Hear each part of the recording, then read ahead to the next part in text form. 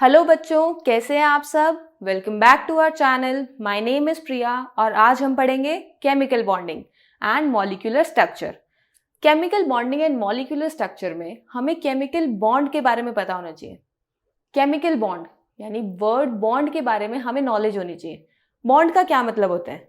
Bond का मतलब होता है जैसे आपका और आपके पेरेंट्स के बीच में बॉन्ड कैसा है, आपका और आपके फ्रेंड के बीच में बॉन्ड कैसा है, यानी आप लोग आपस में किस तरीके से अपनी जो बॉन्डिंग है वो उसके अंदर क्या शेयरिंग करते हो। यहाँ पर भी वर्ड शेयरिंग आ गया। तो इसका मतलब है हमें इस चैप्टर में बॉन्ड्स, शेयरिंग, केमिकल, इन सब वर्ड्स को स्टडी करना है। तो चलो, ये तो हमने देख लिया कि रियल लाइफ हम बॉन्ड किसे बोलते हैं, लेकिन हमें तो यहाँ केमिस्ट्री स्टडी करनी है। अगर केमिस्ट्री स्टडी करनी है तो हमें केमिकल बॉन्ड के बारे में पता होना चाहिए। केमिकल बॉन्ड, अगर केमिस्ट्री में बॉन्डिंग को स्टडी करना है तो इसका मतलब है कि मेरे पास कुछ ना कुछ एटम्स होंगे, क्योंकि केमिस्ट्री में तो हम एटम्स, मॉलिक्यूल्स इन्हीं को कंसिडर करते हैं। और अगर मेरे पास कुछ एटम्स हैं तो उनके बीच में क्या बॉन्ड होगा, क्या स्ट्रेंथ होगी, ताकि वो एक दूसरे के साथ जुड़े रहें और मॉलिक्यूल्स बना लें। क्योंकि इतना तो हमें पता है कि मॉलिक्यूल्स का क्या मतलब होता है, जिसमें दो या दो से ज्यादा एटम्स इन्वॉल्व होते हैं। और एटम क्या होता है, हमारे पास एक मोनोएटॉमिक स्पीशीज होती है कि बस एक सिंगल एटम है मेरे पास। अब उस सिंगल एटम में तो कोई बॉन्ड हो नहीं सकता, क्योंकि उसे अगर किसी के साथ बॉन्ड बनाना है तो कोई और होना चाहिए। जैसे आप अकेले हो, अकेले तो क्या बॉन्ड बनाओगे किसी के साथ, अपने खुद के साथ तो कोई बॉन्ड नहीं बना सकते।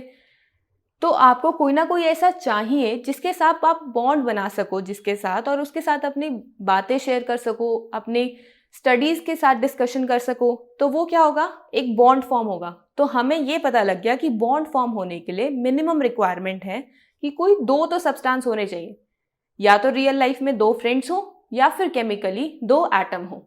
तो सबसे पहले हम केमिकल बॉन्ड की डेफिनेशन को स्टडी करते हैं। तो केमिकल बॉन्ड की डेफिनेशन क्या होगी? The attractive force which holds various constituents. Constituents कौन से, या तो कोई दो एटम्स या दो आयंस या दो से ज्यादा भी हो सकते हैं, together in different chemical species is called a chemical bond. यानी कि अगर मेरे पास ये दो एटम्स हैं, इन दो एटम्स को अगर कोई बॉन्ड या कुछ ऐसी फोर्स इन दोनों के बीच में है जो एक दूसरे को होल्ड करके रख रहे हैं एक साथ, मतलब ये जहां पर भी मूव करें ये साथ में जा रहे हैं, तो ये जो मेरे पास इनके बीच में फोर्स लग रही है। अब फोर्स कैसी होगी? अट्रैक्टिव फोर्स ही तो होगी। अगर रिपल्सिव फोर्स होगी तो एक दूसरे से दूर चले जाएंगे। मुझे तो इनको साथ में रखना है। अगर साथ में रखना है तो मीन्स मुझे अट्रैक्टिव फोर्स पढ़नी होगी। यहाँ पर अट्रैक्टिव फोर्स जो इन दो एटम्स को इकट्ठा रखे उसे हम बोलते हैं केमिकल बॉन्ड। यानी कि हमें इस चैप्टर में केमिकल बॉन्ड को स्टडी करना है और उससे मेरे पास मॉलिक्यूल में क्या स्ट्रक्चर बनेगा, उसको किस तरीके से मैं डिजाइन करके निकाल के लाऊंगी ताकि मेरे जो उसके अंदर बॉन्ड्स बन रहे हैं वो प्रॉपर शो हो, वो हम इस चैप्टर में स्टडी करेंगे। यानी कि हमें इस पूरे चैप्टर में बस बॉन्ड्स की फॉर्मेशन को ही देखना है। तो इन बॉन्ड्स की फॉर्मेशन को देखने के लिए बहुत सारे साइंटिस्ट सामने आए, उन्होंने अपनी अलग अलग थ्योरीज रखी। हमें इस चैप्टर में 4 थ्योरीज पढ़नी है जिसके बेसिस पर हम केमिकल बॉन्ड को कंप्लीटली डिफाइन कर पाएंगे और बता पाएंगे कि केमिकल बॉन्ड की फॉर्मेशन एक्चुअली में हुई कैसे। तो वो 4 थ्योरीज कौन सी हैं? Kossel Lewis approach, valence shell electron pair repulsion theory, valence bond theory and molecular orbital theory.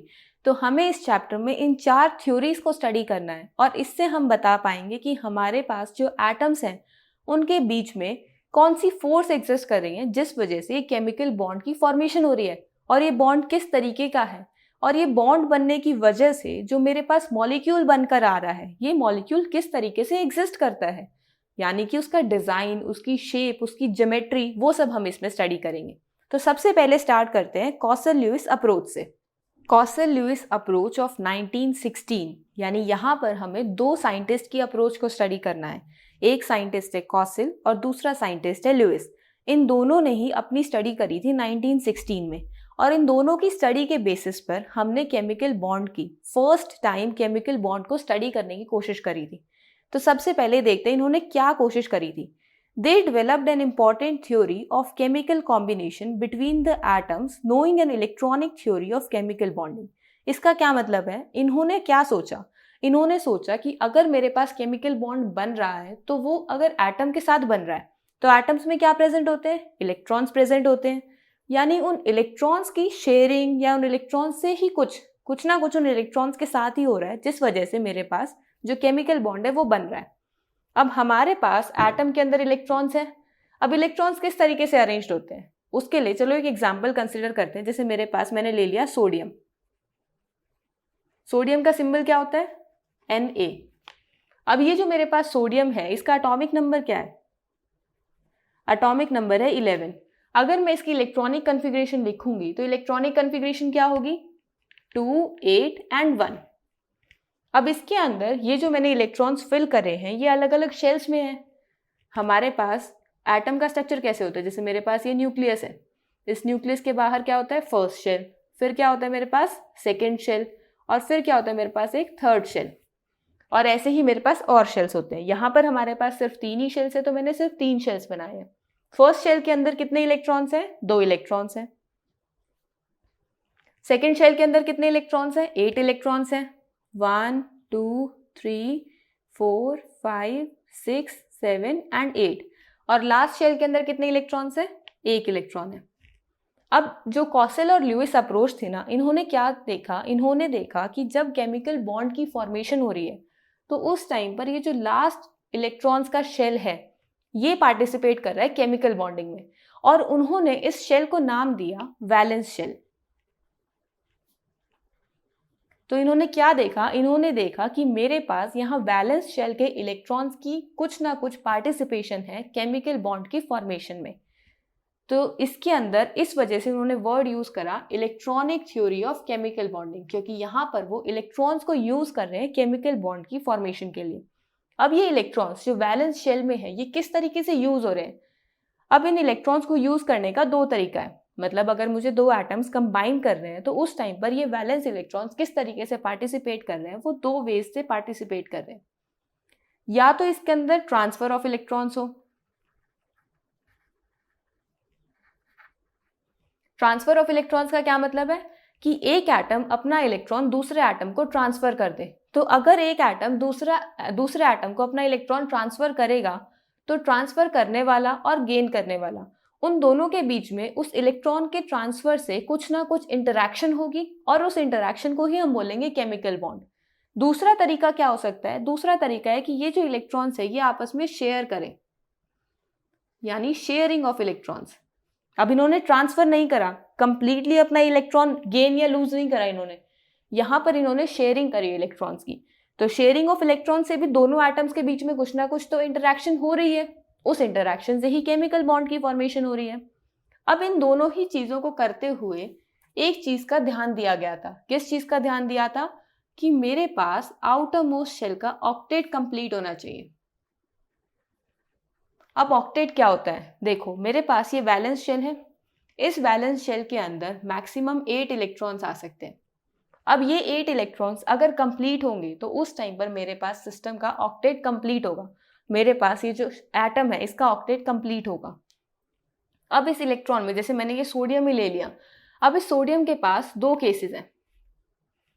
या तो वो इस एक इलेक्ट्रॉन को लूज कर दे, जैसे ही वो एक इलेक्ट्रॉन लूज करेगा यहां से एक इलेक्ट्रॉन खत्म हो जाएगा। ये एक इलेक्ट्रॉन खत्म होते इसके पास सिर्फ 2 शेल्स बचेंगे, और अंदर वाले शेल का तो ऑक्टेट कंप्लीट है। तो उस टाइम पर मैं क्या बोलूंगी कि इलेक्ट्रॉन्स, अगर एक इलेक्ट्रॉन रिमूव हो गया तो मेरे पास सोडियम का ऑक्टेट कंप्लीट हो जाएगा। और अगर मैं इसमें 7 इलेक्ट्रॉन्स का एडिशन कर दूं, यानी कि मैं गेन करवा दूं इसे 7 इलेक्ट्रॉन्स, तो उस टाइम पर क्या होगा कि अगर मैंने इसके अंदर 7 इलेक्ट्रॉन्स ऐड कर दिए तो मेरे पास जो वैलेंस शेल है उसका भी ऑक्टेट कंप्लीट हो जाएगा। तो इन दोनों ही कंडीशंस में ऑक्टेट कंप्लीट हो रहा है। पर अगर दोनों कंडीशंस ऑक्टेट कंप्लीट कर रही हैं, हमें कौन सी कंडीशन लेनी है? देखो, एक इलेक्ट्रॉन को लूज करना और 7 इलेक्ट्रॉन्स को ऐड करने में से दोनों में से कौन सा प्रोसेस आसान है? जहां पर कम इंटरैक्शन हो रही है, जहां पर कम ट्रांसफर हो रहा है, वहीं पर तो मेरे पास वो प्रोसेस आसान होगा ना। तो एक इलेक्ट्रॉन को लूज करना 7 इलेक्ट्रॉन्स के गेन करने के कंपैरेटिवली इजी प्रोसेस है। ये कैसा प्रोसेस है? इजी प्रोसेस है। तो इस वजह से हम इस प्रोसेस को करते हैं और इस प्रोसेस को नहीं करते हैं। अब आप बोलोगे कि ऑक्टेट कंप्लीट करना है। ठीक है, ऑक्टेट कंप्लीट करना ही क्यों है? देखो, हमारे पास सिस्टम, हमारा जो पीरियोडिक टेबल है उसमें कुछ गैसेस होती हैं जिसे हम बोलते हैं नोबल गैसेस। या फिर इनर्ट गैसेस। अब आपने पूरे पीरियोडिक टेबल में जितने भी एलिमेंट्स हैं उनके अंदर क्या देखा है कि नोबल गैसेस, इनर्ट गैसेस या कुछ नोबल मेटल्स को छोड़कर कोई भी एलिमेंट जो है वो एलिमेंटली एग्जिस्ट नहीं करता। एलिमेंटल एग्जिस्टेंस का क्या मतलब होता है कि जैसे नोबल गैसेस में नियॉन आ गया, हीलियम आ गया, ये तो ऐसे ही एग्जिस्ट करते हैं। आपने कभी हीलियम 2 देखा है, नियॉन 2 देखा है? नहीं होते, ऐसे कुछ मॉलिक्यूल्स ही नहीं होते। क्यों नहीं होते? क्योंकि इन्हें जरूरत ही नहीं है कंबाइन होने की, इनकी ऑक्टेट पहले ही कंप्लीट है। जैसे नियॉन का एटॉमिक नंबर क्या होता है 10, तो इसको मैं कैसे इलेक्ट्रॉनिक कन्फिगरेशन में लिखूंगी 2 8।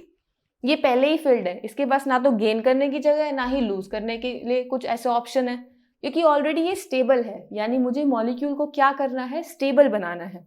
और वही बात अगर मैं हीलियम की करती हूँ, हीलियम का एटॉमिक नंबर क्या है 2, तो इसकी इलेक्ट्रॉनिक कन्फिगरेशन में बस 2 ही आएगा। तो हीलियम और हाइड्रोजन ये केस ऐसे हैं जहां पर हमें ऑक्टेट नहीं डुप्लेट कंप्लीट करना होता है। ये ध्यान रखना है, यहां हमें डुप्लेट कंप्लीट करना होता है, क्योंकि हाइड्रोजन के पास कितने इलेक्ट्रॉन्स होते हैं, 1 इलेक्ट्रॉन होता है। इसकी इलेक्ट्रॉनिक कन्फिगरेशन भी सिर्फ 1 होगी, तो इसमें क्या होगा, 1 इलेक्ट्रॉन गेन कर लेगा या 1 इलेक्ट्रॉन लूज कर देगा, तो इसका जो डुप्लेट है वो कंप्लीट हो जाएगा। बस हमें ये वही करना है यहाँ पर। तो मेरे पास नोबल गैसेस, इनर्ट गैसेस ही ऐसे कुछ एलिमेंट्स हैं, साथ में कुछ नोबल मेटल्स।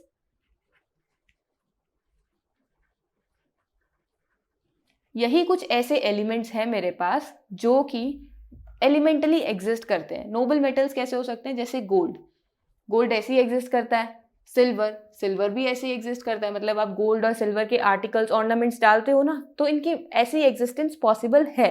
लेकिन बाकी एलिमेंट्स की ऐसे ही एग्जिस्टेंस पॉसिबल नहीं है।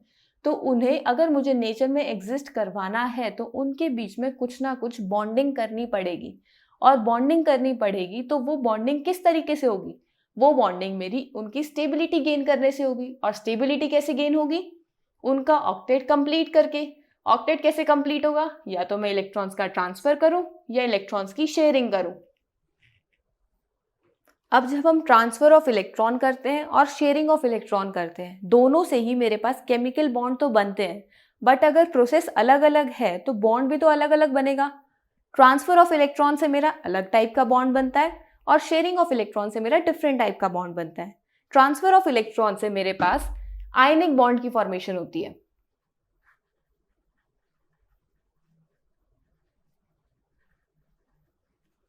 और शेयरिंग ऑफ इलेक्ट्रॉन से हमारे पास कोवलेंट बॉन्ड की फॉर्मेशन होती है।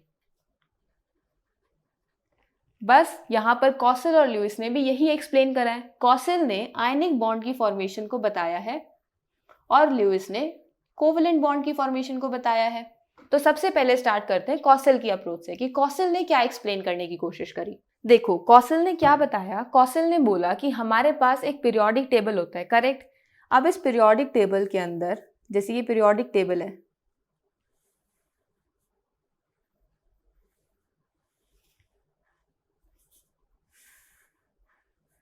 यहाँ मेरे पास हीलियम की स्पेस है, यहाँ हाइड्रोजन की स्पेस है। अब इस पीरियोडिक टेबल के अंदर हमारे पास कुछ हाईली इलेक्ट्रोनेगेटिव एटम्स मिलेंगे और कुछ हाईली इलेक्ट्रो पॉजिटिव एटम्स मिलेंगे। किस तरीके के मिलेंगे, हाईली इलेक्ट्रो नेगेटिव एटम्स और हाईली इलेक्ट्रो पॉजिटिव एटम्स।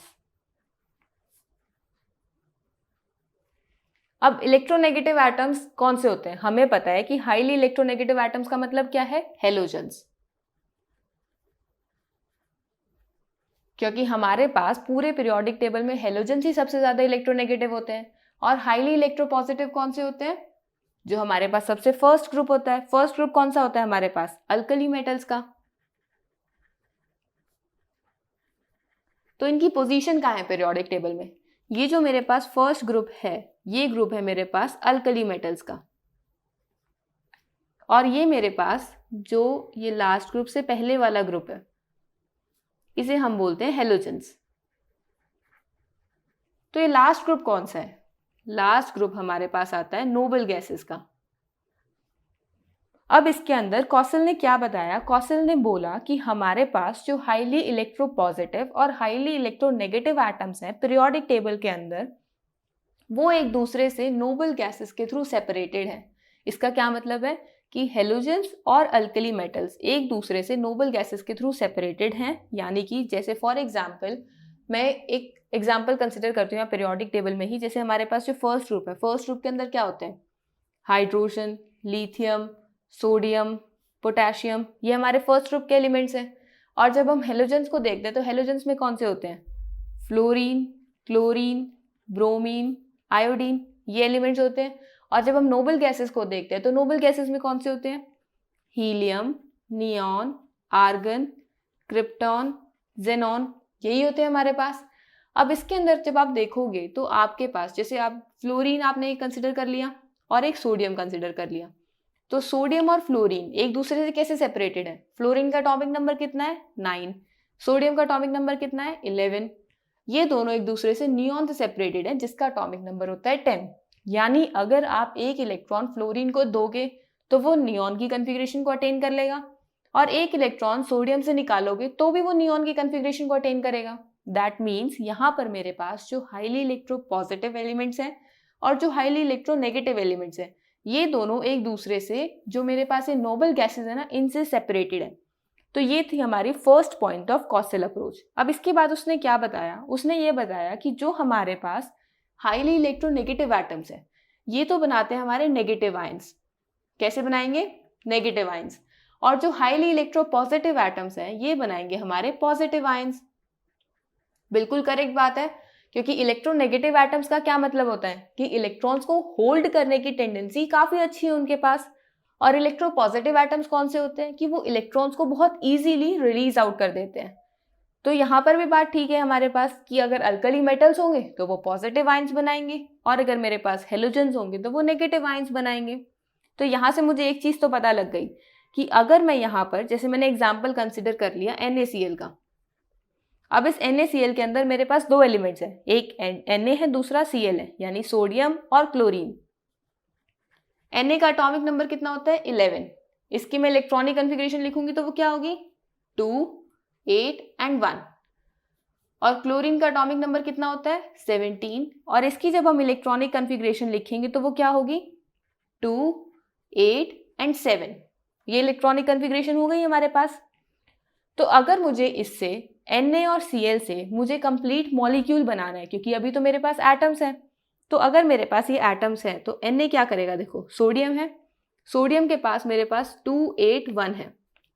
अगर मुझे इसका ऑक्टेट कंप्लीट करना है तो एक इलेक्ट्रॉन या तो लूज करूं या 7 इलेक्ट्रॉन्स का गेन करूं। एक इलेक्ट्रॉन का लॉस ज्यादा इजी है, तो यहां से मैं क्या करूंगी, Na पॉजिटिव और एक इलेक्ट्रॉन रिलीज आउट हो जाएगा। इस तरीके से मेरे पास ये फॉर्मेशन होगी। और दूसरा मेरे पास क्या है, क्लोरीन। क्लोरीन के पास एटॉमिक इलेक्ट्रॉनिक कॉन्फ़िगरेशन क्या है 2, 8 एंड 7। यहां पर या तो मैं एक इलेक्ट्रॉन को गेन करूं या 7 इलेक्ट्रॉन्स को लूज करूं, तभी मेरे पास ऑक्टेट बनेगा। तो 7 इलेक्ट्रॉन को लूज करना is a difficult process as compare to gaining of 1 electron. तो जो ये एक इलेक्ट्रॉन रिलीज हुआ है, ये इलेक्ट्रॉन क्लोरीन गेन कर लेगा, और गेन करने के बाद ये बनाएगा Cl नेगेटिव आयन। तो ये दो मेरे पास आयंस की फॉर्मेशन हो गई। अब यहाँ जो मेरे पास ये दो आयंस की फॉर्मेशन हुई है, Na पॉजिटिव और Cl नेगेटिव, ये दो ऑपोजिटिवली चार्ज्ड आयंस हैं। अगर ऑपोजिटिवली चार्ज्ड आयंस हैं तो इनके बीच में कुछ ना कुछ अट्रैक्टिव फोर्सेस आएंगी, कुछ ना कुछ अट्रैक्शन होगी इन दोनों के बीच में। अब ये जो अट्रैक्टिव फोर्सेस आ रही है, इन दोनों के बीच में जो अट्रैक्शन हो रही है, उसकी वजह से ये दोनों एक बॉन्ड फॉर्म करेंगे। ये जो बॉन्ड फॉर्म हो रहा है ये अट्रैक्टिव फोर्सेस के वजह से हो रहा है, क्योंकि दो ऑपोजिटिवली चार्ज्ड आयंस हैं, ये एक दूसरे को अट्रैक्ट कर रहे हैं, जिस वजह से ये एक दूसरे के साथ चिपक रहे हैं। मतलब ये मूव, मतलब अलग अलग नहीं हो रहे, रिपेल नहीं कर रहे, एक दूसरे को अट्रैक्ट कर रहे हैं।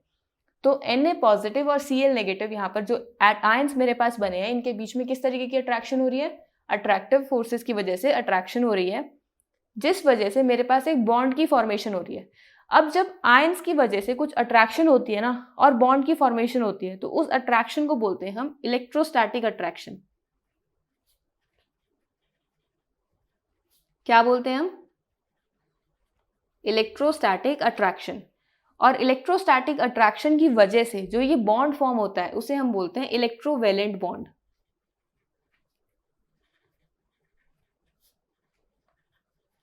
या फिर आयनिक बॉन्ड, क्योंकि दो आयंस के बीच में बॉन्ड बना है तो इसको बोलेंगे हम आयनिक बॉन्ड या फिर इलेक्ट्रोवेलेंट बॉन्ड। अब अगर आप इसमें ध्यान से देखो तो यहाँ पर ट्रांसफर ऑफ इलेक्ट्रॉन्स हो रहा है।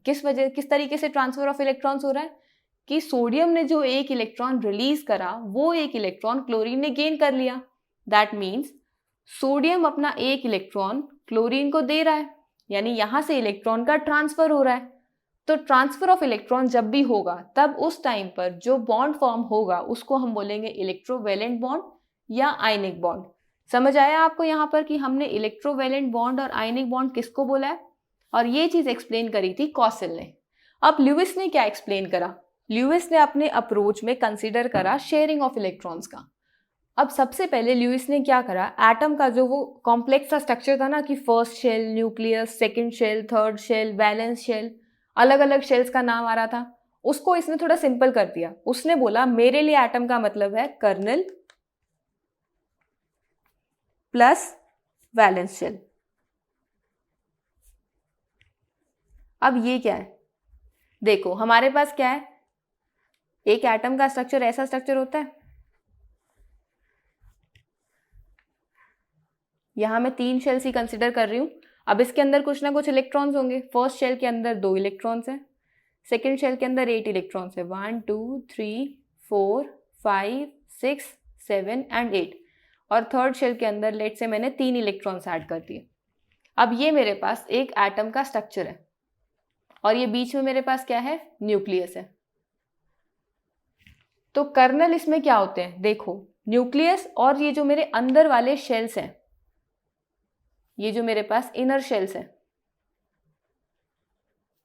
इन दोनों को ही बोलते हैं कर्नल। यानी कर्नल क्या बोला जाएगा, न्यूक्लियस प्लस इनर शेल्स।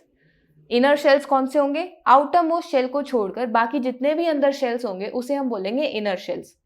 और सबसे बाहर वाला शेल क्या है मेरे पास, आउटर मोस्ट शेल। तो जो ये आउटर मोस्ट शेल है इसे हम बोलते हैं वैलेंस शेल। तो सबसे पहले ल्यूइस ने क्या करा, एटम को कर्नल और वैलेंस शेल में डिवाइड कर दिया। उसने बोला कि न्यूक्लियस और इनर शेल्स हमारे पास कर्नल बोले जाएंगे और आउटर मोस्ट शेल हमारे पास वैलेंस शेल बोला जाएगा। जैसे मैंने एग्जांपल ले लिया यहाँ पर भी, सोडियम का एटॉमिक नंबर 11, इसकी इलेक्ट्रॉनिक कन्फिगरेशन क्या होगी, 2 8 एंड 1। अब इसमें ये क्या है मेरे पास, इनर शेल्स, और ये क्या है मेरे पास, आउटर शेल। तो ये जो आउटर शेल है इसे तो हम बोल देंगे वैलेंस शेल, और ये जो इनर शेल है इसका न्यूक्लियस के साथ कॉम्बिनेशन, यानी न्यूक्लियस और इनर शेल्स को, इन दोनों को हम बोलेंगे कर्नल्स। अब ल्यूइस ने शेयरिंग ऑफ इलेक्ट्रॉन से हमारे पास केमिकल बॉन्ड की फॉर्मेशन को एक्सप्लेन करा था। उसने क्या बोला था, उसने बोला था कि मेरे पास, इसने भी एक ही कंसेप्ट लेके चल रहा था ये भी, कि ऑक्टेट कंप्लीट होना चाहिए मेरे पास वैलेंस शेल का, या जो भी एलिमेंट मैंने लिया है, एटम लिया है, उसका मेरे पास ऑक्टेट कंप्लीट होना चाहिए। अगर ऑक्टेट कंप्लीट होना चाहिए दैट मीन्स उसके भी आउटर मोस्ट शेल के अंदर या तो 8 इलेक्ट्रॉन्स होने चाहिए इसके अंदर। तो इस वजह से क्या होगा हमारे पास, उसने क्या बोला, ल्यूइस ने बोला कि हम इसको जो एटम है ना उसको एक क्यूब की फॉर्म में इमेजिन करते हैं। क्यूब की फॉर्म में किस तरीके से इमेजिन करते हैं, उसने बोला जैसे हमारे पास एक क्यूब होती है,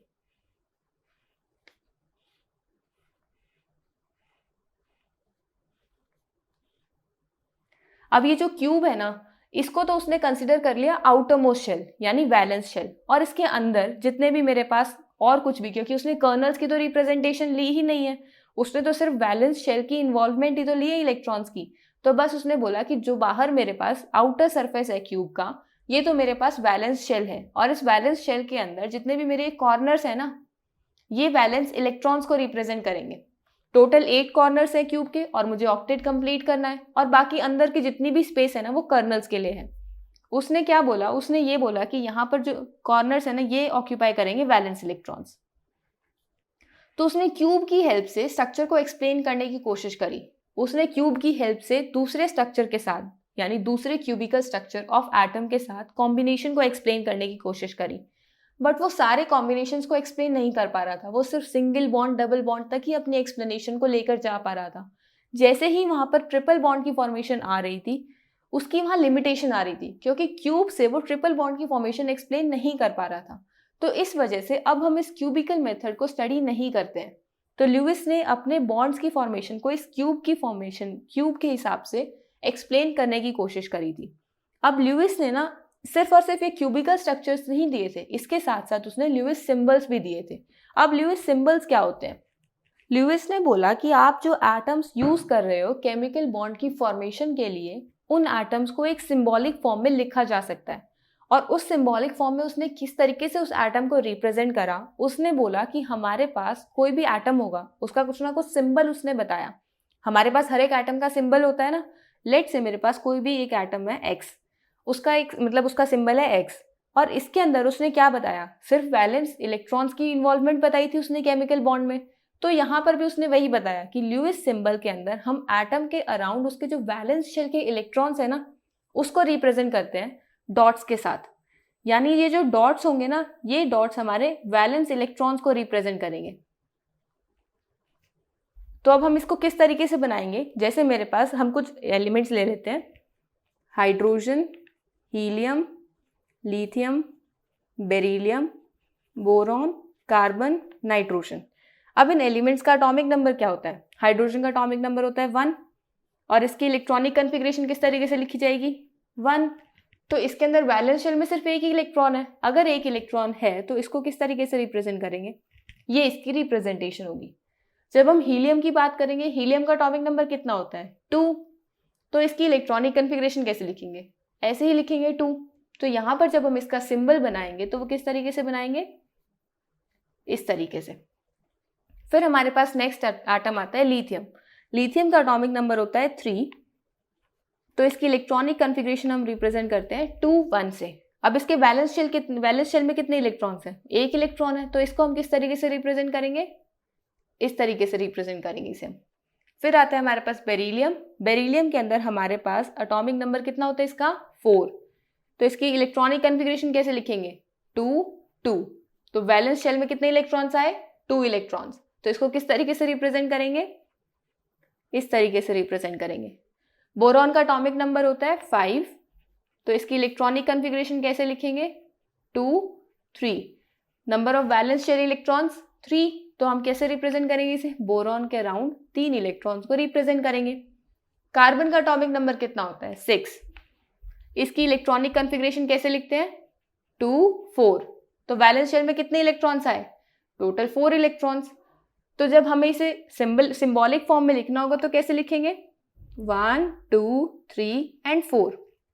नाइट्रोजन का एटॉमिक नंबर कितना होता है? 7। इसकी इलेक्ट्रॉनिक कॉन्फ़िगरेशन क्या होगी? 2 5। Number of electrons in valence shell 5। तो हमारे पास इसकी सिंबॉलिक रिप्रेजेंटेशन क्या होगी? 1 2 3 4 एंड 5। ये इसकी सिंबॉलिक रिप्रेजेंटेशन होगी नाइट्रोजन की। अब यहाँ पर हमारे पास ये ल्यूइस सिंबल्स उसने बताए ही क्यों? ल्यूइस सिंबल्स की सिग्निफिकेंस क्या है? देखो, इसके अंदर हमारे पास क्या है? कुछ नंबर ऑफ डॉट्स हैं और एक सिंबल है। इससे हमें क्या पता लगता है कि सिंबल से तो पता लग जाता है कि एटम कौन सा है, और नंबर ऑफ डॉट से हमें पता लग जाता है कि हमारे उस एटम के पास कितने नंबर ऑफ वैलेंस इलेक्ट्रॉन्स हैं।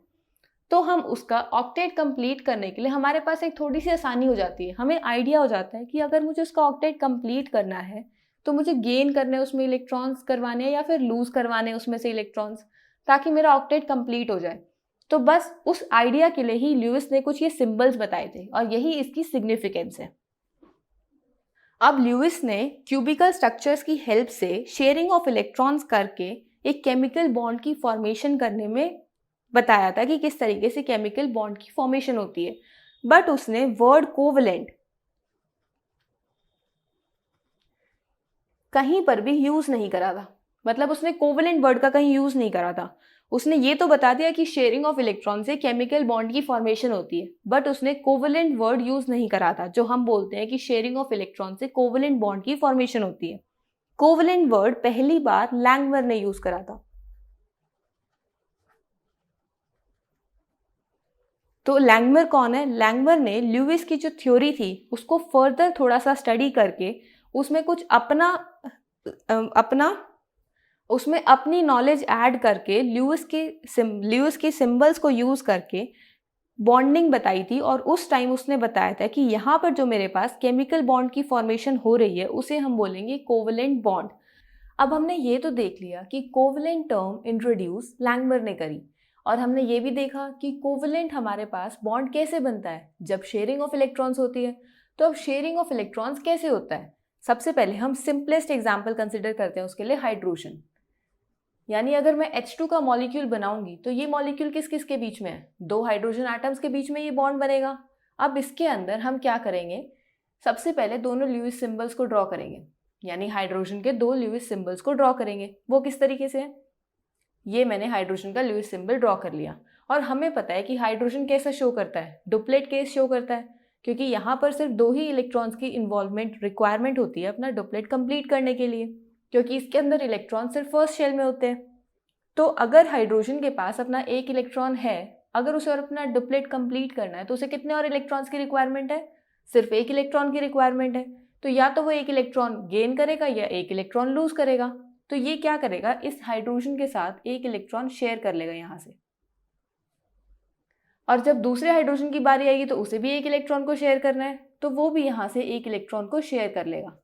अब इन्होंने क्या करा? अपने एक दूसरे के इलेक्ट्रॉन्स को शेयर कर लिया, जिस वजह से ये इलेक्ट्रॉन इस हाइड्रोजन एटम के साथ पार्ट कर रहा है और ये इलेक्ट्रॉन इस हाइड्रोजन एटम के साथ पार्टिसिपेट कर रहा है।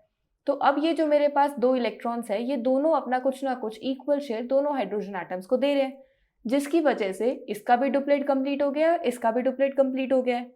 अब यहाँ पर अगर आप देखो तो दोनों इलेक्ट्रॉन्स के बीच में हमारे पास बॉन्ड फॉर्मेशन हो रही है, तो हम दोनों इलेक्ट्रॉन्स को इस तरीके से ज्वाइन कर देंगे, तो जो मेरे पास स्ट्रक्चर आएगा वो ये बनेगा। तो और इसे हम क्या कहते हैं? इसे हम बोलते हैं सिंगल बॉन्ड, क्योंकि ये एक ही बॉन्ड है दो एटम्स के बीच में। अब हम देखते हैं O2 मॉलिक्यूल को। ऑक्सीजन मॉलिक्यूल का हमारे पास ल्यूइस सिंबल क्या होगा? ऑक्सीजन का एटॉमिक नंबर कितना होता है? 8। तो जब हम इसकी इलेक्ट्रॉनिक कन्फिग्रेशन लिखते हैं तो वो इलेक्ट्रॉनिक कन्फिग्रेशन कैसे आती है? 2 6। यानी इसके पास जो वैलेंस शेल है उसके अंदर इसके पास कितने इलेक्ट्रॉन्स है? 6 इलेक्ट्रॉन्स है। तो अगर इसे अपना ऑक्टेट कंप्लीट करना है तो इसे दो इलेक्ट्रॉन्स की शेयरिंग करनी पड़ेगी। तो मैंने सबसे पहले ऑक्सीजन का ल्यूइस सिंबल ड्रॉ कर लिया, 1 2 3 4 5 6। दो ऑक्सीजन इन्वॉल्व है तो दोनों ऑक्सीजन का ल्यूइस सिंबल ड्रॉ करोगे आप, 1 2 3 4 5 एंड 6। अब एक ऑक्सीजन एटम को दो इलेक्ट्रॉन्स चाहिए अपना ऑक्टेट कंप्लीट करने के लिए, तो ये क्या करेगा? एक ऑक्सीजन एटम इसके दो इलेक्ट्रॉन्स को ले लेगा इन द सेंस शेयर कर लेगा इसके साथ, अपने दो इलेक्ट्रॉन्स ले लेगा इससे। अब दूसरे ऑक्सीजन एटम को भी अपना ऑक्टेट कंप्लीट करना है, तो ये भी क्या करेगा? उसके दो इलेक्ट्रॉन्स को अपने साथ शेयर करवा लेगा। अब यहाँ पर मेरे पास 4 इलेक्ट्रॉन्स के बीच में फॉर्मेशन हो रही है बॉन्ड की, यानी 4 इलेक्ट्रॉन्स आपस में शेयर हो रहे हैं, क्योंकि देखो 1 2 3 4 ये 4 इलेक्ट्रॉन्स इन्वॉल्व हो रहे हैं शेयरिंग में। तो यहाँ पर मेरे पास इस तरीके से बॉन्ड बनेगा। तो ये मेरे पास मॉलिक्यूल कैसा बनेगा? ऐसा मॉलिक्यूल बनेगा। और जब मेरे पास इस तरीके से दो बॉन्ड्स आते हैं उन्हें हम बोलते हैं डबल बॉन्ड।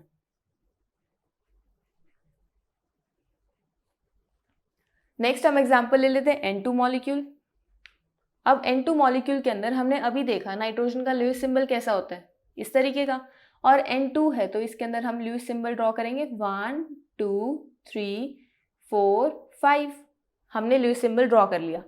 अब हमें पता है कि नाइट्रोजन के पास 5 वैलेंस इलेक्ट्रॉन्स है, दैट मीन्स इसे 3 और इलेक्ट्रॉन्स चाहिए अपना ऑक्टेट कंप्लीट करने के लिए। अगर इसे 3 और इलेक्ट्रॉन्स की रिक्वायरमेंट है तो ये क्या कोशिश करेगा कि 3 इलेक्ट्रॉन्स दूसरे एटम के साथ शेयर कर ले।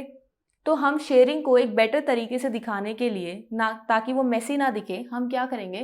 ल्यूइस सिंबल को इस तरीके से शो करेंगे 1 2 3 4 5। आप ये जो इलेक्ट्रॉन डॉट्स है ना, ये आप किस तरीके से मैनेज कर सकते हो ताकि आपका जो स्ट्रक्चर है ना वो मेसी शो ना हो, इस वजह से हमने इस तरीके से इसको ड्रॉ कर दिया। हम दूसरे वाले नाइट्रोजन को भी ऐसे ही ड्रॉ करेंगे 1 2 3 4 एंड 5। अब दोनों को ही 3 इलेक्ट्रॉन्स चाहिए शेयर करने के लिए ताकि उनका ऑक्टेट कंप्लीट हो जाए। तो फर्स्ट वाला नाइट्रोजन क्या करेगा? इसके 3 इलेक्ट्रॉन्स के साथ शेयरिंग करेगा, और सेकेंड नाइट्रोजन इसके 3 इलेक्ट्रॉन्स लेकर अपना ऑक्टेट कंप्लीट करेगा। अब यहाँ पर 3 इलेक्ट्रॉन्स शेयर हो रहे हैं, तो यहाँ पर मेरे पास किस तरीके का बॉन्ड आएगा?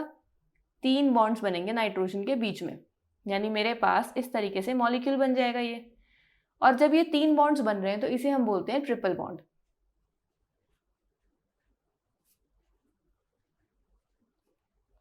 अब हमने ये तो देख लिया कि हमारे पास ये इस तरीके से बन रहे हैं कंपाउंड्स, लेकिन बहुत सारे ऐसे कंपाउंड्स होते हैं जहां पर थोड़ा सा कॉम्प्लेक्स स्ट्रक्चर आ जाता है, मतलब कुछ पॉलीएटॉमिक मॉलिक्यूल्स आपको देखने को मिलेंगे जहां पर आपको कुछ स्टेप्स को फॉलो करना पड़ेगा, कुछ रूल्स को फॉलो करना पड़ेगा जो ल्यूइस ने दिए हैं। तो चलो उन रूल्स को पढ़ते हैं कि क्या स्टेप्स फॉलो करके हम कोई स्ट्रक्चर ड्रॉ कर सकते हैं, यानी हम ल्यूइस डॉट स्ट्रक्चर को ड्रॉ कर सकते हैं। सो हमारे पास एक नई थ्योरी आई, ल्यूइस लैंगमर थ्योरी 1919 में, जिसने शेयरिंग ऑफ इलेक्ट्रॉन्स की हेल्प से केमिकल बॉन्ड की फॉर्मेशन करी और उस केमिकल बॉन्ड को नाम दिया कोवलेंट बॉन्ड। अब इसके अंदर ना जो लैंगमर है उसने ल्यूइस की जो क्यूबिकल अप्रोच थी उसको प्रॉपर तरीके से डिस्कार्ड कर दिया। उसने बोला कि क्यूबिकल अप्रोच से हम मॉलिक्यूल्स को स्टडी नहीं कर सकते क्योंकि ये सिर्फ कुछ लिमिटेड मॉलिक्यूल्स तक ही एप्लीकेबल है, उसके आगे ये एप्लीकेबल नहीं है। तो इसने एक अपनी नई थ्योरी लेकर आया। उसने ये बताया कि जो ल्यूइस ने कुछ ल्यूइस सिंबल्स बताए थे ना, उसी को यूज करके वहीं से हम इलेक्ट्रॉन्स को शेयर करेंगे और मॉलिक्यूल्स की फॉर्मेशन करेंगे। वो किस तरीके से इसने फॉर्मेशन करी, देखो, अगर मुझे ल्यूइस के सिंबल्स को यूज करके मॉलिक्यूल्स की फॉर्मेशन करनी है तो उस टाइम पर वो जो मॉलिक्यूल्स बनते हैं ना, उसको इन्होंने बोला ल्यूइस डॉट स्ट्रक्चर्स। तो ल्यूइस डॉट स्ट्रक्चर्स की फॉर्मेशन के लिए क्या रूल्स हैं, हमें पहले वो पता होना चाहिए, तभी तो हम मॉलिक्यूल की फॉर्मेशन करेंगे। So Lewis dot structures provide a picture of bonding in molecules and the ions in terms of shared pair of electrons and the octet rule. इस लाइन का क्या मतलब है? इस लाइन का मतलब है कि जो ल्यूइस डॉट स्ट्रक्चर्स है ना, वो क्या रिप्रेजेंट करने की कोशिश कर रहे हैं, वो मॉलिक्यूल्स के अंदर बॉन्डिंग रिप्रेजेंट करने की कोशिश कर रहे हैं, आयंस के अंदर बॉन्डिंग रिप्रेजेंट करने की कोशिश कर रहे हैं। किस तरीके से? इलेक्ट्रॉन्स को शेयर करके और उसका ऑक्टेट कंप्लीट करके। तो वो ल्यूइस डॉट स्ट्रक्चर्स हमारे पास मॉलिक्यूल्स या आयंस की बॉन्डिंग को रिप्रेजेंट कर रहे हैं इलेक्ट्रॉन्स की शेयरिंग से या फिर ऑक्टेट और इलेक्ट्रॉन्स की शेयरिंग से और ऑक्टेट रूल को ओबे करने से, यानी ऑक्टेट रूल फॉलो करने से। तो चलो अब हम ल्यूइस डॉट स्ट्रक्चर्स को ड्रॉ करते हैं। ल्यूइस डॉट स्ट्रक्चर्स को ड्रॉ करने के लिए उसके रूल्स के बारे में पता होना चाहिए। तो सबसे पहले उसके रूल्स को स्टडी करते हैं कि रूल्स क्या बोलना चाह रहे हैं। So steps to draw Lewis dot structures are, सबसे फर्स्ट रूल स्टेप क्या बोल रहा है? Count the total number of valence shell electron in a molecule. इसका क्या मतलब है कि जैसे आपने कोई भी मॉलिक्यूल ले लिया, यहां मैंने एग्जांपल कंसिडर कर लिया वाटर का। अब वाटर के अंदर क्या है, मेरे पास टोटल 3 एटम्स हैं। 2 तो मेरे पास यहाँ हाइड्रोजन एटम है और 1 ऑक्सीजन एटम है। तो मेरे पास 3 एटम्स हैं। इन तीनों ही एटम्स के वैलेंस शेल इलेक्ट्रॉन्स का सम पता होना चाहिए, मुझे टोटल पता होने चाहिए। हाइड्रोजन के पास वैलेंस इलेक्ट्रॉन कितने होते हैं? 1। और अगर मेरे पास 2 हाइड्रोजन एटम है तो टोटल वैलेंस इलेक्ट्रॉन्स इसके पास कितने हुए? 2। ऑक्सीजन के पास वैलेंस शेल इलेक्ट्रॉन कितने होते हैं? 6। और इसके पास कोई और एटम तो है नहीं, सिर्फ सिंगल एटम है, तो बस इसके जो मेरे पास इलेक्ट्रॉन्स होंगे वो 6 होंगे। तो टोटल इलेक्ट्रॉन्स कितने हुए मेरे पास यहाँ पर? टोटल वैलेंस इलेक्ट्रॉन्स कितने हुए मेरे पास यहाँ पर? 2 + 6 that is 8 valence shell electrons है मेरे पास। अब सेकेंड स्टेप में हमसे क्या बोला है? Add an electron for negative charge. Negative charge वाले कौन से एटम्स होते हैं? एनाइंस।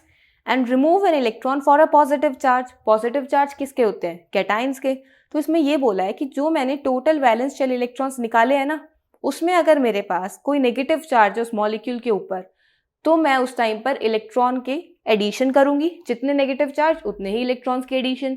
और अगर मेरे पास कोई पॉजिटिव चार्ज है तो मैं इलेक्ट्रॉन्स की रिमूवल करूंगी, यानी जितने मेरे पास पॉजिटिव चार्ज होंगे उस मॉलिक्यूल के ऊपर उतने इलेक्ट्रॉन्स रिमूव होंगे। अब इसके अंदर हम एग्जाम्पल कंसिडर करते हैं, जैसे CO3 2 नेगेटिव।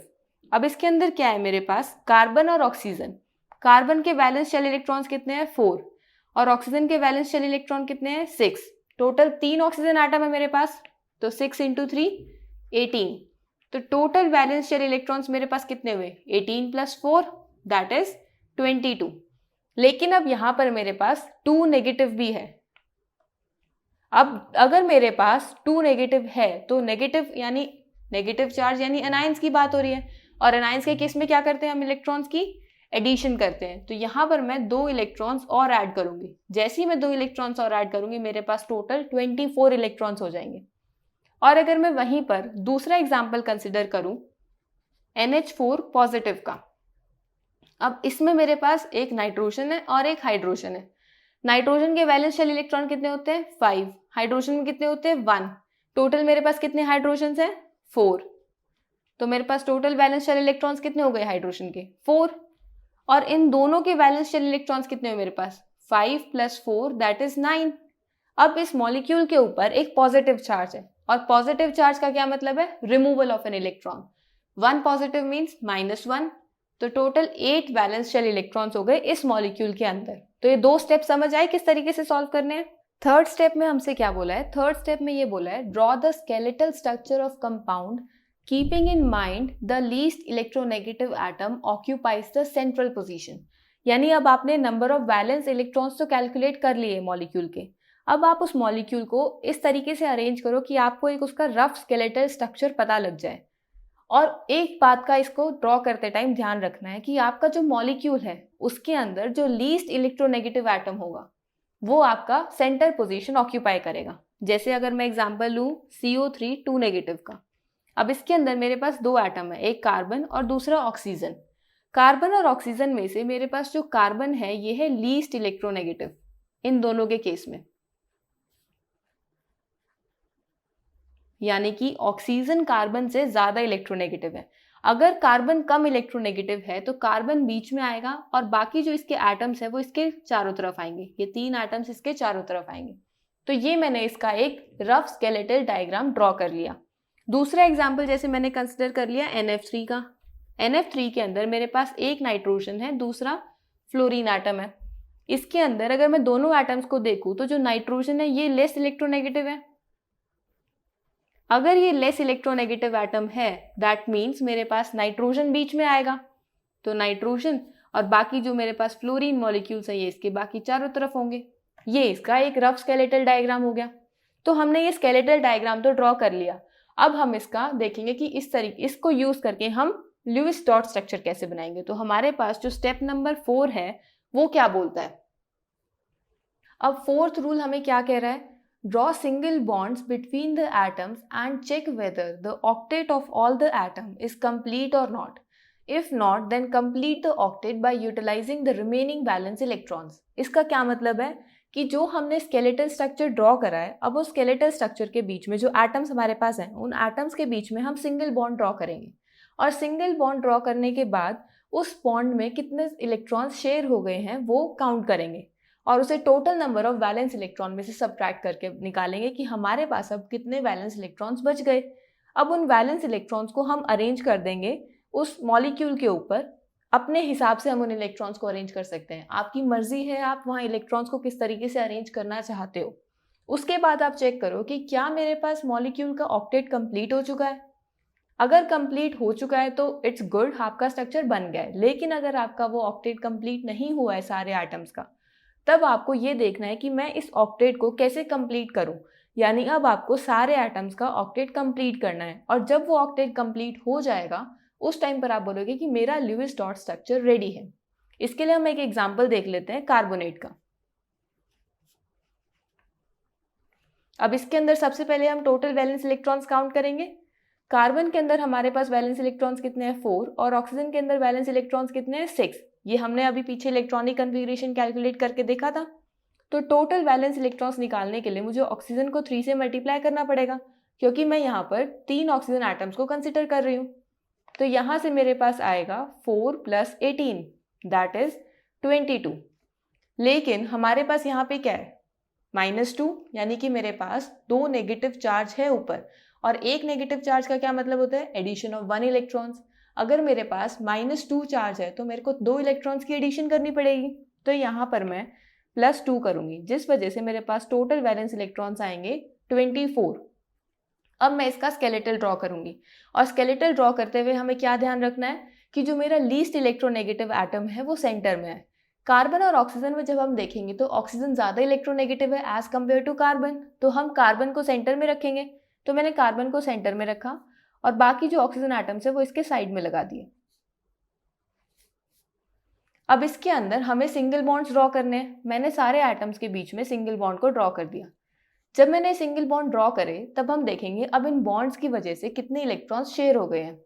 1 2 3 4 5 6 इलेक्ट्रॉन्स आपके शेयर हो चुके हैं। अगर 6 इलेक्ट्रॉन्स शेयर हो चुके हैं तो आपके बचे कितने, 24 माइनस 6, तो आपके पास जो इलेक्ट्रॉन्स बचे वो है 18। यानी अब आपके पास 18 इलेक्ट्रॉन्स बच गए। तो इसका मतलब है कि आपको इन 18 इलेक्ट्रॉन्स को इस मॉलिक्यूल के ऊपर डिवाइड करना है, डिस्ट्रीब्यूट करना है। अब ये डिस्ट्रीब्यूशन आप अपनी मर्जी से कर सकते हो, मतलब आप किसी तरीके से भी डिस्ट्रीब्यूट करो, आपका फाइनल स्ट्रक्चर तो ठीक आएगा। तो लेट्स से मैं इसको इस तरीके से डिस्ट्रीब्यूट कर रही हूँ। 1 2 3 4 5 6 7 8 9 10 11 12 13 14 15 16 17 18 मैंने इलेक्ट्रॉन्स डिवाइड कर दिए।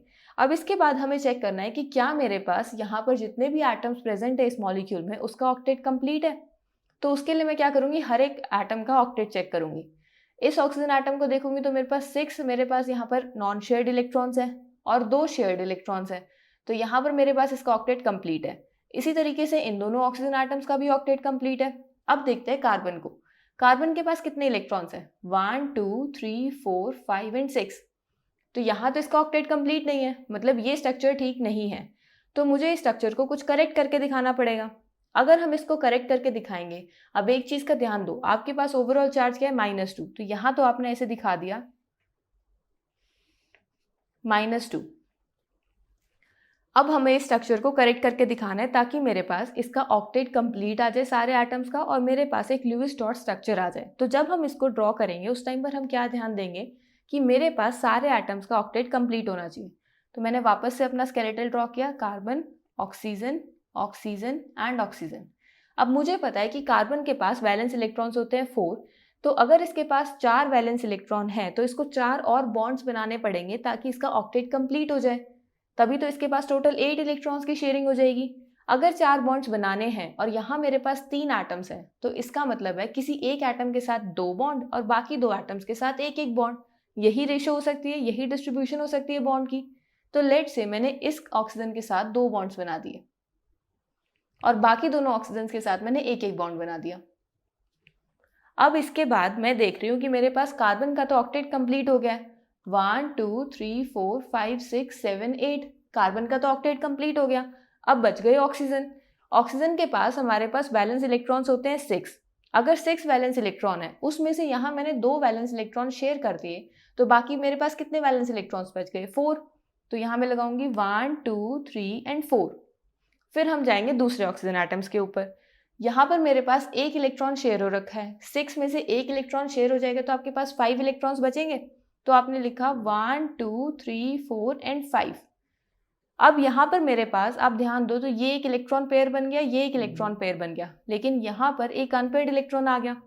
तो ये जो अनपेयर्ड इलेक्ट्रॉन आ रहा है और हमारे पास -2 चार्ज भी है, यानी नेगेटिव चार्ज भी है, और एक नेगेटिव का क्या मतलब होता है कि मैं वहाँ पर एक इलेक्ट्रॉन की एडिशन कर रही हूँ। तो या तो आप इस तरीके से सोच लो कि यहाँ पर हमने एक इलेक्ट्रॉन ऐड करा जिससे ऑक्सीजन के ऊपर एक नेगेटिव चार्ज आ गया, या फिर आप ये सोच सकते हो कि मेरे को -2 चार्ज को इस मॉलिक्यूल में डिवाइड करना है और आपको पता है कि हमारे पास नेगेटिव चार्ज को होल्ड करने की टेंडेंसी किसके पास ज़्यादा होती है, जो इलेक्ट्रोनेगेटिव एटम होता है। तो कार्बन और ऑक्सीजन में से हमारे पास ज़्यादा इलेक्ट्रोनेगेटिव एटम कौन सा होगा, ऑक्सीजन ज़्यादा इलेक्ट्रोनेगेटिव एटम होगा। तो ऑक्सीजन ज़्यादा इलेक्ट्रोनेगेटिव एटम है तो मैंने ऑक्सीजन को नेगेटिव चार्ज दे दिया। इसी तरीके से मैं दूसरे वाले ऑक्सीजन को भी नेगेटिव चार्ज दे रही हूँ क्योंकि ये ज़्यादा इलेक्ट्रोनेगेटिव है। अगर मैं इसको नेगेटिव चार्ज दे रही हूँ तो जहाँ मेरे पास 6 वैलेंस इलेक्ट्रॉन्स होने चाहिए थे वहाँ मैंने एक इलेक्ट्रॉन की एडिशन कर दी, जिस वजह से अब मेरे पास 7 इलेक्ट्रॉन्स हो गए ऑक्सीजन के पास। और 7 इलेक्ट्रॉन्स होने के बाद उसमें से एक इलेक्ट्रॉन उसने शेयर कर रखा है और कार्बन के साथ। जब उसने एक इलेक्ट्रॉन शेयर कर दिया तो 7 में से एक इलेक्ट्रॉन जाएगा तो कितने इलेक्ट्रॉन्स बचेंगे, 6 इलेक्ट्रॉन्स बचेंगे। तो बस वो 6 इलेक्ट्रॉन्स हम इसके अराउंड ड्रॉ कर देंगे, 1 2 3 4 5 एंड 6। अब आप चेक करो कि क्या आपके पास सारे एटम्स का ऑक्टेट कंप्लीट है। आप चेक करोगे तो आपके पास सारे एटम्स का ऑक्टेट कंप्लीट मिलेगा, क्योंकि देखो यहाँ ऑक्सीजन है, ये 6 हमारे पास इलेक्ट्रॉन्स है, 7 एंड 8 ये ऑक्टेट कंप्लीट है। ऐसे इसका कंप्लीट है और यहाँ पर 1 2 3 4 5 6 7 एंड 8 इसका भी ऑक्टेट कंप्लीट है। और जब हम इस कार्बन को देख रहे हैं तो 1 2 3 4 5 6 7 एंड 8 सारे एटम्स का ऑक्टेट कंप्लीट है, मतलब ये स्ट्रक्चर मेरा करेक्ट स्ट्रक्चर है। अब आप बोलोगे कि क्या मैम हमेशा यहाँ पर ऐसे ही करना है कि यहाँ डबल बॉन्ड लगा दिया, यहाँ नेगेटिव और यहाँ नेगेटिव? नहीं, आप ऐसे भी कर सकते हो कि आपने यहाँ डबल बॉन्ड लगा के यहाँ नेगेटिव कर दिया, या यहाँ डबल बॉन्ड लगा के इस पर और इस पर नेगेटिव कर दिया, क्योंकि हमारे पास तो तीनों एटम सेम है, तीनों ऑक्सीजन ही है। अगर कुछ अलग होता तो हम डिफरेंट देखते उस टाइम पर, क्योंकि तब हमारे पास थोड़ी डिफिकल्टी आ जाती। तो यहाँ पर हम इसको इसी तरीके से लिखेंगे, क्योंकि मेरे पास तो हम यहाँ पर किसी भी तरीके से इसको लिख सकते हैं कि यहाँ नेगेटिव या फिर यहाँ नेगेटिव, वो आपकी चॉइस है। तो ये मेरे पास कार्बोनेट का स्ट्रक्चर ड्रॉ हो गया।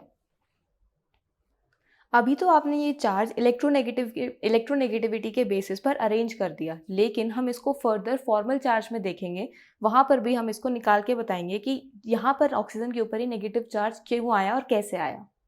अब आपने ये रूल्स देखे और इसमें हमने एक पॉइंट पढ़ा था कि हमारे पास वही थर्ड पॉइंट कि least electronegative atom central position occupy करेगा। क्या ये हर एक केस में फॉलो होता है? क्या वाटर के केस में भी ये फॉलो होता होगा? चलो देखते हैं। वाटर मॉलिक्यूल के अंदर H2O ये इसका मॉलिक्यूलर फॉर्मूला होता है। अब इसमें हमारे पास दो एटम्स है, एक हमारे पास हाइड्रोजन है और एक हमारे पास ऑक्सीजन है। हाइड्रोजन के पास टोटल इलेक्ट्रॉन्स कितने होते हैं उसके वैलेंस शेल में? 1 इलेक्ट्रॉन होता है, और ऑक्सीजन के पास 6 वैलेंस इलेक्ट्रॉन्स होते हैं। अब यहाँ पर मैं 2 हाइड्रोजन एटम्स को यूज कर रही हूँ, तो मेरे को यहाँ हाइड्रोजन के इलेक्ट्रॉन्स को 2 से मल्टीप्लाई करना पड़ेगा। तो मेरे पास टोटल नंबर ऑफ इलेक्ट्रॉन्स कितने हो जाएंगे? 2 + 6 दैट इज 8 इलेक्ट्रॉन्स, और कोई चार्ज भी नहीं है, तो ना तो कुछ एडिशन होगा इसके अंदर, ना ही कुछ सब्ट्रैक्शन होगा। अब मुझे ड्रॉ करना है इसका स्केलेटल फॉर्म। अब अगर हम हाइड्रोजन और ऑक्सीजन को देखें तो ऑक्सीजन ज़्यादा इलेक्ट्रोनेगेटिव है एज कम्पेयर टू हाइड्रोजन। तो अकॉर्डिंग टू द रूल्स हमारे पास स्केलेटन फॉर्म किस तरीके का होना चाहिए कि बीच में हाइड्रोजन आए और उसके साइड में जो बाकी मेरे पास एटम्स बचे हैं वो आए। अब इसमें एक ऑक्सीजन एटम है, दूसरा हाइड्रोजन एटम है, तो एक तरफ मैंने ऑक्सीजन लगा दिया, दूसरी तरफ मैंने हाइड्रोजन लगा दिया। अब अगर आप देखो हाइड्रोजन तो डुप्लेट बनाता है। अगर हाइड्रोजन डुप्लेट बनाता है तो इसका मतलब है कि हाइड्रोजन तो सिर्फ एक ही एटम के साथ बॉन्ड बनाएगा, या तो वो इस ऑक्सीजन एटम के साथ बॉन्ड बना ले या फिर वो इस हाइड्रोजन एटम के साथ बॉन्ड बना ले। क्योंकि जब वो अपना एक इलेक्ट्रॉन यूज कर लेगा दूसरे एटम के साथ बॉन्ड बनाने में, तो उस टाइम पर उसके पास और इलेक्ट्रॉन्स बचेंगे ही नहीं ताकि वो जिस दूसरे एटम के साथ बॉन्ड बना सके। अगर उसने यहाँ पर इस हाइड्रोजन एटम के साथ बॉन्ड बना लिया तो ये वाले जो मेरे पास ऑक्सीजन एटम के इलेक्ट्रॉन्स हैं, ये इलेक्ट्रॉन्स तो बॉन्ड ही नहीं बना पाएंगे, क्योंकि अब यहाँ पर हाइड्रोजन के पास तो और इलेक्ट्रॉन्स ही नहीं है बॉन्ड बनाने के लिए। इस वजह से यहाँ पर वो इलेक्ट्रोनेगेटिविटी वाला रूल जो रूल नंबर 3 है वो फॉलो नहीं होता। यहाँ हम बीच में लगाएंगे ऑक्सीजन एटम। ऑक्सीजन एटम बीच में लगेगा और बाकी जो मेरे दोनों हाइड्रोजन एटम्स है वो लगेंगे साइड में। ऐसा इस वजह से क्योंकि ऑक्सीजन को अपना डुप्लेट नहीं ऑक्टेट कंप्लीट करना होता है और हाइड्रोजन को अपना डुप्लेट कंप्लीट करना होता है। तो अगर ऑक्सीजन अपना ऑक्टेट कंप्लीट करेगा तो वो तो अपने एक से ज़्यादा बॉन्ड्स बना सकता है, लेकिन हाइड्रोजन डुप्लेट कंप्लीट करने के लिए एक से ज़्यादा बॉन्ड्स नहीं बना सकता। अब यहाँ पर हम क्या करेंगे, सिंगल बॉन्ड्स को ड्रॉ कर देंगे। मैंने सिंगल बॉन्ड्स ड्रॉ कर दिए। जब मैंने ये सिंगल बॉन्ड्स ड्रॉ करे तो मेरे पास कितने इलेक्ट्रॉन्स यूज हो गए? यहाँ पर 1 2 3 4 4 इलेक्ट्रॉन मेरे यूज हो गए। टोटल इलेक्ट्रॉन्स थे 8, तो 8 - 4 मेरे पास टोटल 4 इलेक्ट्रॉन्स बच गए।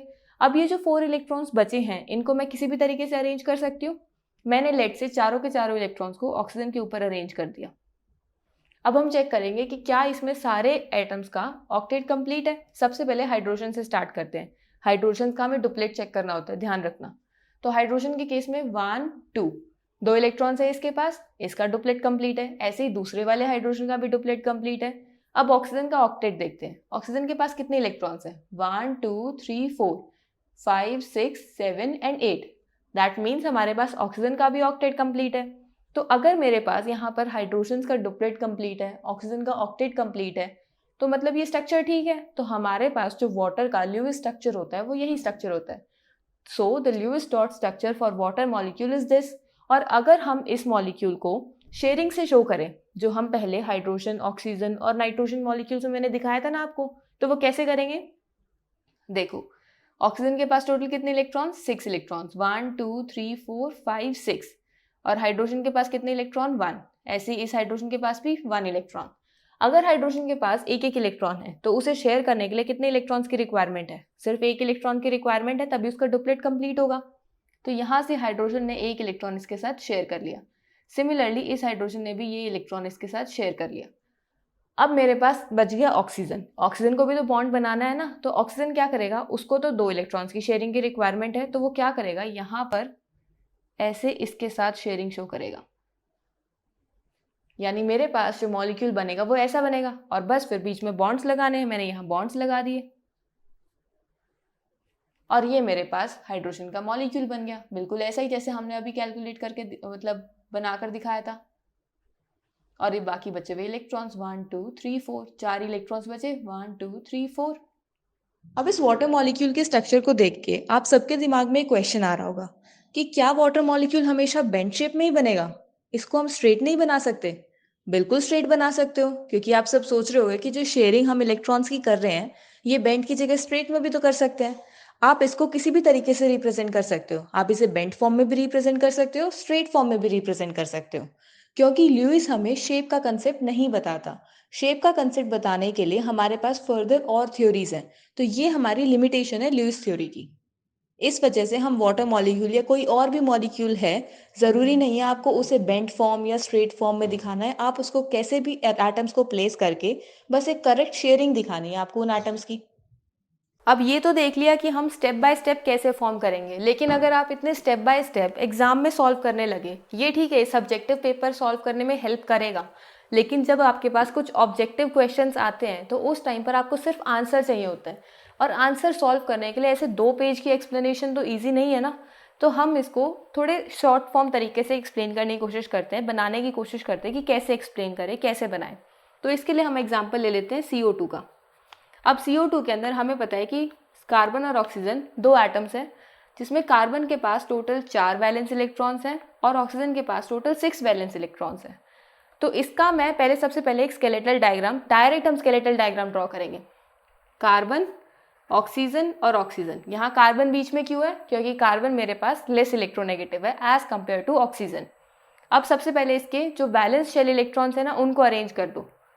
1 2 3 4, 1 2 3 4 5 6, 1 2 3 4 5 6, ये 6 इलेक्ट्रॉन्स अरेंज हो गए। अब इसके अंदर मुझे ऑक्टेट कंप्लीट करना है सबका। ऑक्टेट कंप्लीट करने के लिए मुझे पता है कि ऑक्सीजन को 2 इलेक्ट्रॉन्स की रिक्वायरमेंट है और कार्बन को 4 इलेक्ट्रॉन्स की रिक्वायरमेंट है। तो कार्बन क्या करेगा, अपने चारों इलेक्ट्रॉन्स को शेयर करने की कोशिश करेगा ताकि इसे दूसरे एटम्स में से 4 इलेक्ट्रॉन मिल जाए। तो पहले ऑक्सीजन के साथ ये 2 इलेक्ट्रॉन शेयर करेगा, इससे इस ऑक्सीजन का तो ऑक्टेट कंप्लीट हो जाएगा और इसको 2 इलेक्ट्रॉन मिल जाएंगे। दूसरे ऑक्सीजन के साथ ये 2 इलेक्ट्रॉन्स को शेयर करने की कोशिश करेगा, इससे इसका ऑक्टेट कंप्लीट हो जाएगा और इसको 2 इलेक्ट्रॉन्स और मिल जाएंगे। तो यहाँ पर इसका भी ऑक्टेट कंप्लीट हो गया और इनके भी ऑक्टेट्स कंप्लीट हो गए। देखो 1 2 3 4 5 6 7 8, कार्बन का ऑक्टेट कंप्लीट। 1 2 3 4 5 6 7 8, ऑक्सीजन का ऑक्टेट भी कंप्लीट। इसी तरीके से इस तरफ वाले ऑक्सीजन का भी ऑक्टेट कंप्लीट।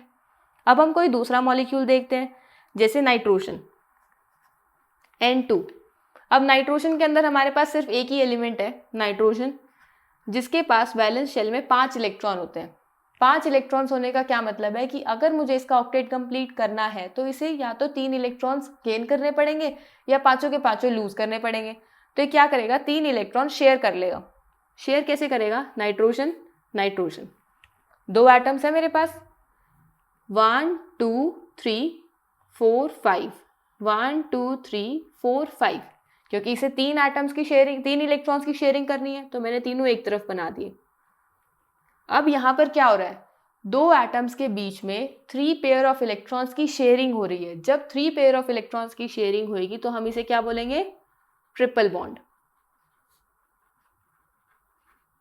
इसी ट्रिपल बॉन्ड को ल्यूइस एक्सप्लेन नहीं कर पाया था अपने क्यूबिकल स्ट्रक्चर से, ठीक है, इसी वजह से वो डिस्कार्ड हो गया था।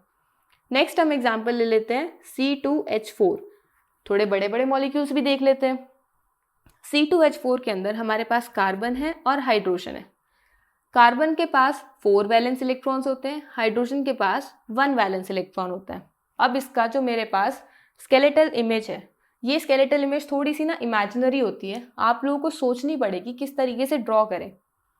तो मैंने ये इस तरीके से कर दिया। 2 एटम्स है इसके पास हाइड्रोजन के, तो 1 2 1 2। अब इसके ल्यूइस सिंबल्स को ड्रॉ करूंगी।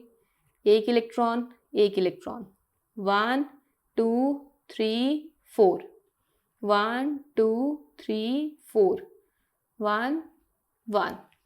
अब इसके अंदर मुझे कार्बन को चाहिए 4 इलेक्ट्रॉन्स की शेयरिंग ताकि उसका ऑक्टेट कंप्लीट हो, और हाइड्रोजन को चाहिए 2 इलेक्ट्रॉन्स की शेयरिंग, मतलब 1 इलेक्ट्रॉन खुद का, 1 इलेक्ट्रॉन किसी और का, ताकि उसका डुप्लेट कंप्लीट हो जाए। तो यहाँ पर किस तरीके से होगी बॉन्डिंग, ये हाइड्रोजन इस कार्बन का इलेक्ट्रॉन ले लेगा और ये भी इस तरीके से, इनका तो डुप्लेट कंप्लीट हो गया। और कार्बन के पास टोटल कितने इलेक्ट्रॉन्स आ गए, 2 इलेक्ट्रॉन्स एक्स्ट्रा आ गए। इस कार्बन ने दूसरे कार्बन के साथ डबल बॉन्ड बना लिया, तो इस कार्बन का ऑक्टेट कंप्लीट हो गया। देखो 1 2 3 4 5 6 7 8, यानी इस कार्बन का ऑक्टेट कंप्लीट हो गया। अब दूसरे कार्बन और हाइड्रोजन का केस देखेंगे तो वो भी सिमिलर है, इसी तरीके से बॉन्ड फॉर्मेशन होगी। तो यहाँ पर भी मेरे पास सारे एटम्स का जो ऑक्टेट है, हाइड्रोजन का जो डुप्लेट है, वो कंप्लीट हो गया और मेरे पास ये स्ट्रक्चर बनकर आ गया। अब आपके पास जो ये Lewis symbols, Lewis dot structures हैं, इनके बेसिस पर एनसीईआरटी में 2 प्रॉब्लम्स गिवन है। तो चलो देखते हैं उन प्रॉब्लम्स में क्या पूछा गया है। प्रॉब्लम नंबर 4.1 में देखते हैं हमसे क्या पूछा है। इसमें क्या बोला है, write the Lewis dot structure of CO molecule, यानी हमें CO मॉलिक्यूल का ल्यूइस डॉट स्ट्रक्चर ड्रॉ करना है। तो वो किस तरीके से ड्रॉ करेंगे, देखो Lewis dot structure CO molecule का ड्रॉ करने के लिए मेरे पास यहाँ 2 एटम्स हैं, कार्बन और ऑक्सीजन। कार्बन के पास वैलेंस शेल इलेक्ट्रॉन्स कितने हैं, 4 वैलेंस शेल इलेक्ट्रॉन्स हैं। ऑक्सीजन के पास वैलेंस शेल इलेक्ट्रॉन्स कितने हैं, 6 वैलेंस शेल इलेक्ट्रॉन्स हैं। तो टोटल इलेक्ट्रॉन्स कितने हुए हमारे पास, 4 + 6 10 वैलेंस शेल इलेक्ट्रॉन्स हो गए। इसके ऊपर कोई चार्ज नहीं है, तो ना तो कुछ इसमें ऐड होगा, ना ही कुछ इसमें से सब्ट्रैक्ट होगा।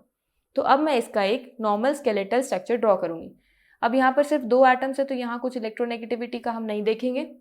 तो अब मैंने ये जो स्केलेटल स्ट्रक्चर ड्रॉ करा है, इस स्केलेटल स्ट्रक्चर के बीच में मैं बनाऊंगी बॉन्ड। मैंने एक बॉन्ड ड्रॉ कर दिया। ये सिंगल बॉन्ड ड्रॉ करने के बाद मेरे पास इस बॉन्ड के अंदर कितने इलेक्ट्रॉन्स यूज हो गए, 2 इलेक्ट्रॉन्स यूज हुए, 1 और 2। तो मेरे पास 10 - 2, अब 8 इलेक्ट्रॉन्स बच गए, यानी मेरे पास 8 इलेक्ट्रॉन्स मुझे अब इसके अंदर शो करने पड़ेंगे। अब मैं वो 8 इलेक्ट्रॉन्स इसके अंदर अपनी मर्जी से कहीं पर भी शो करूंगी। लेट से मैंने इस तरीके से अरेंज कर दिए, 1 2 3 4 5 6 7 और 8। अब मैं चेक करूंगी क्या मेरे पास दोनों एटम्स का ऑक्टेट कंप्लीट है। तो ऑक्सीजन को देखते हैं, तो ऑक्सीजन में क्या आता है हमारे पास, 1 2 3 4 5 6 7 और 8। ऑक्सीजन का तो हमारे पास ऑक्टेट कंप्लीट है। अब हम देखते हैं कार्बन को, 1 2 3 4, कार्बन का तो ऑक्टेट कंप्लीट नहीं है, यानी अगर मुझे कार्बन का ऑक्टेट कंप्लीट करना है तो मुझे कुछ एक्स्ट्रा बॉन्ड्स बनाने पड़ेंगे। तो अब हमारे पास देखो, कार्बन के पास टोटल 4 वैलेंस इलेक्ट्रॉन्स हैं। 4 वैलेंस इलेक्ट्रॉन्स हैं तो उसको शेयर करके 4 बॉन्ड बनाने पड़ेंगे। पर 4 बॉन्ड यहाँ कैसे बनाएं, देखो जब हमारे पास कुछ इस तरीके की सिचुएशन हो ना, तो हम क्या करेंगे, इसका ऑक्टेट कंप्लीट करने के लिए हमारे पास एक ऑप्शन है। क्या ऑप्शन है कि मैं बीच में ट्रिपल बॉन्ड बना दूं दोनों एटम्स के बीच में, और फिर जब मैं ऑक्सीजन, बाकी जो मेरे पास इलेक्ट्रॉन्स बचे, अब ये ट्रिपल बॉन्ड बनाने के बाद मेरे पास कितने इलेक्ट्रॉन्स बचेंगे, यहाँ कितने इलेक्ट्रॉन्स यूज हो गए, 1 2 3 4 5 6 -6, तो ये मेरे पास आते हैं टोटल 4 इलेक्ट्रॉन्स। अब इन 4 इलेक्ट्रॉन्स को मैं कैसे अरेंज करूंगी, 1 2 3 और 4। ये 4 इलेक्ट्रॉन्स मैंने अरेंज कर दिए और मेरे पास ये मॉलिक्यूल बन गया CO का। अब आप लोगों की एनसीईआरटी के अकॉर्डिंग यही मॉलिक्यूल है CO का, बट आपने एक तरीके से सोचा इसको कि देखो यहाँ पर मेरे पास ऑक्सीजन में कितने वैलेंस इलेक्ट्रॉन शो हो रहे हैं, 1 2 3 4 5, बट ऑक्सीजन के अंदर तो 6 वैलेंस इलेक्ट्रॉन होते हैं। और ऐसे ही कार्बन पर भी 5 वैलेंस इलेक्ट्रॉन शो हुए, पर कार्बन के पास तो 4 वैलेंस इलेक्ट्रॉन्स होते हैं। तो यहाँ पर तो कुछ कंफ्यूजन है। आप अपनी एनसीईआरटी में जब ल्यूइस स्ट्रक्चर्स के ड्रॉ करने के स्टेप्स को पढ़ोगे ना, तो उसमें एक स्टेप में लिखा होगा कि जब आप स्केलेटल स्ट्रक्चर ड्रॉ करते हो और इलेक्ट्रॉन्स की डिस्ट्रीब्यूशन करते हो, तो that is totally an intelligent guess. मतलब आप अपने गेस के हिसाब से कर रहे हो कि आपका जो इंटेलेक्ट है वो किस तरीके से आपको लेकर जाएगा और आप फाइनली स्ट्रक्चर्स को ड्रॉ करोगे या नहीं करोगे। यहाँ पर एक मिस्टेक है। क्या मिस्टेक है, हम इसमें यहाँ ट्रिपल बॉन्ड की जगह एक नया बॉन्ड यूज करेंगे, वो है हमारे पास डेटिव बॉन्ड। इस बॉन्ड को बोलते हैं हम डेटिव बॉन्ड। डेटिव बॉन्ड बोल सकते हैं या फिर कोऑर्डिनेट बॉन्ड बोल सकते हैं। अब इस बॉन्ड का क्या मतलब है, इस बॉन्ड का मतलब है कि आपने जिस एटम से आपने इस बॉन्ड को स्टार्ट करा, लेट से मैंने इस बॉन्ड को X एटम से स्टार्ट करा और Y एटम पे खत्म कर दिया, तो इसका मतलब है कि Y को इलेक्ट्रॉन्स की ज़रूरत है अपने ऑक्टेट को कंप्लीट करने के लिए, बट x को इलेक्ट्रॉन्स की ज़रूरत नहीं है। तो वो क्या करेगा, x से अपने y को, जो इलेक्ट्रॉन्स हैं, x अपने इलेक्ट्रॉन्स y को सिर्फ शेयर करेगा, y से इलेक्ट्रॉन्स को शेयर नहीं करेगा रिटर्न में, यानी सिर्फ वन साइड शेयरिंग होगी। तो जहाँ से मेरे पास जो टेल है इस एरो की, वहाँ से शेयरिंग होगी, यानी यहाँ से दो इलेक्ट्रॉन्स शेयर हो रहे हैं, और शेयर कौन कर रहा है, वो जहाँ पर एरो हेड हो रहा है खत्म, वहाँ पर उसकी शेयरिंग हो रही है, यानी y एटम x एटम के इलेक्ट्रॉन्स को शेयर कर रहा है। x एटम y से शेयरिंग नहीं कर रहा, y से इलेक्ट्रॉन्स को नहीं ले रहा, सिर्फ उसको दे रहा है इलेक्ट्रॉन्स को। तो इस वजह से इसको बोला गया डेटिव बॉन्ड। डेटिव का मतलब होता है देना, किसी के साथ वापसी में कुछ नहीं लेना, इन रिटर्न उसको कुछ नहीं चाहिए। तो अब मेरे पास कार्बन के पास टोटल कितने वैलेंस इलेक्ट्रॉन्स हैं, 4 वैलेंस इलेक्ट्रॉन्स है, मैंने ड्रॉ कर लिए 1 2 3 4। ऐसे ही ऑक्सीजन के पास कितने वैलेंस इलेक्ट्रॉन है, 6 वैलेंस इलेक्ट्रॉन्स है, 1 2 3 4 5 एंड 6। तो ऑक्सीजन को तो सिर्फ 2 इलेक्ट्रॉन्स की शेयरिंग चाहिए अपना ऑक्टेट कंप्लीट करने के लिए, उसने यहाँ पर 2 बॉन्ड्स बनाए और ऑक्सीजन का तो ऑक्टेट कंप्लीट हो गया। लेकिन कार्बन के पास टोटल 6 इलेक्ट्रॉन्स हुए, अभी उसे अभी भी 2 इलेक्ट्रॉन्स की रिक्वायरमेंट है अपना ऑक्टेट कंप्लीट करने के लिए।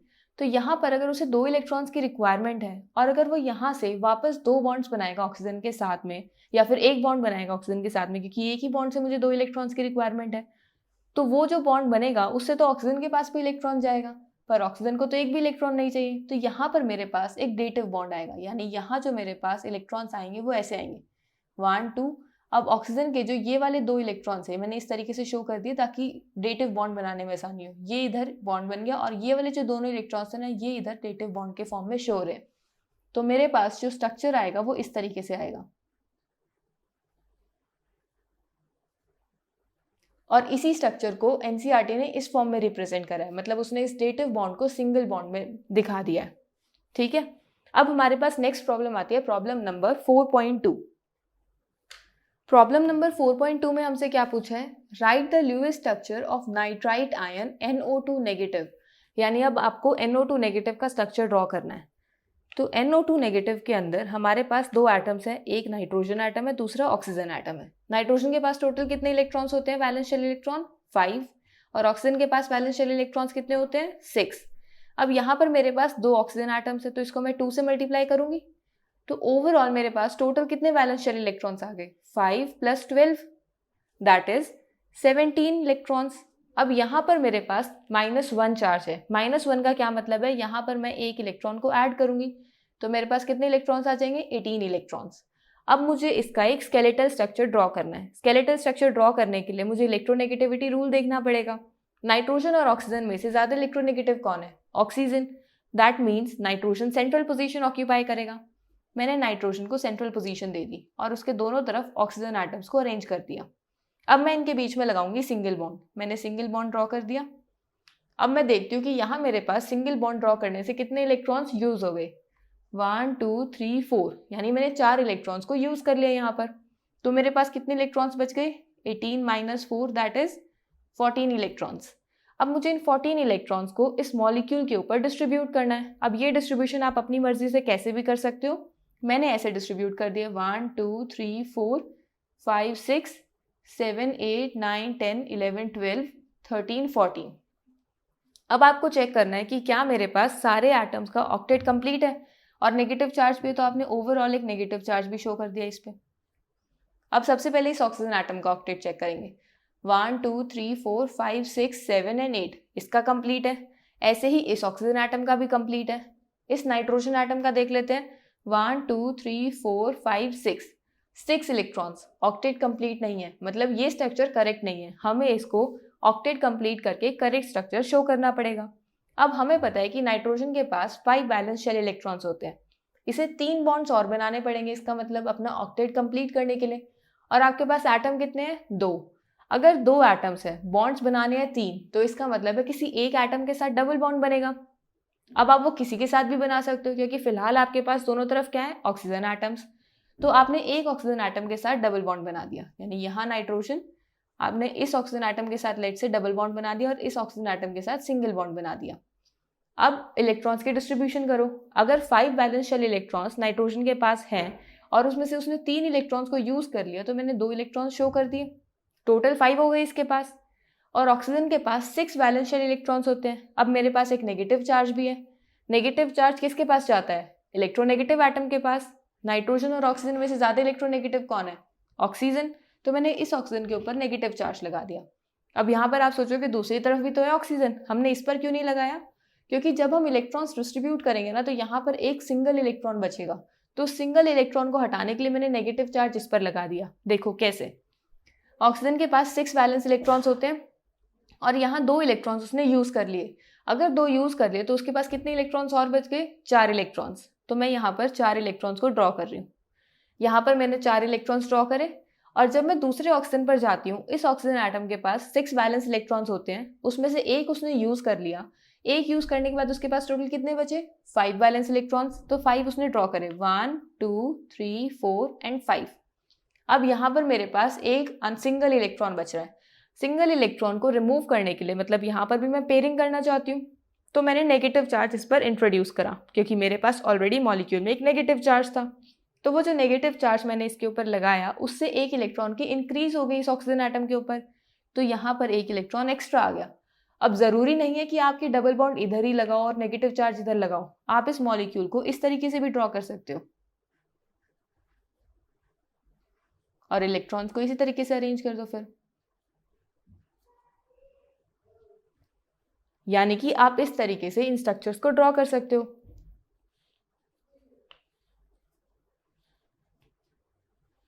तो ये हो गया आपका नाइट्राइट आयन का स्ट्रक्चर। चलिए अब पढ़ते हैं फॉर्मल चार्ज का कंसेप्ट, जिसमें हमने ऊपर एग्जांपल्स करते टाइम देखा था ना कि हम नेगेटिव चार्ज को किस तरीके से एटम्स के ऊपर डिस्ट्रीब्यूट करें ताकि मेरे पास जो मॉलिक्यूल का स्ट्रक्चर है वो एक प्रॉपर स्ट्रक्चर आए जिसमें सारे एटम्स का ऑक्टेट कंप्लीट हो। तो वहां पर जो चार्ज डिस्ट्रीब्यूशन हमने इलेक्ट्रोनेगेटिविटी के बेसिस पर करी थी, अब उसको हम कैलकुलेट करके निकालते हैं कि क्या हमने वो चार्ज डिस्ट्रीब्यूशन इलेक्ट्रोनेगेटिविटी के बेसिस पर ठीक करी थी।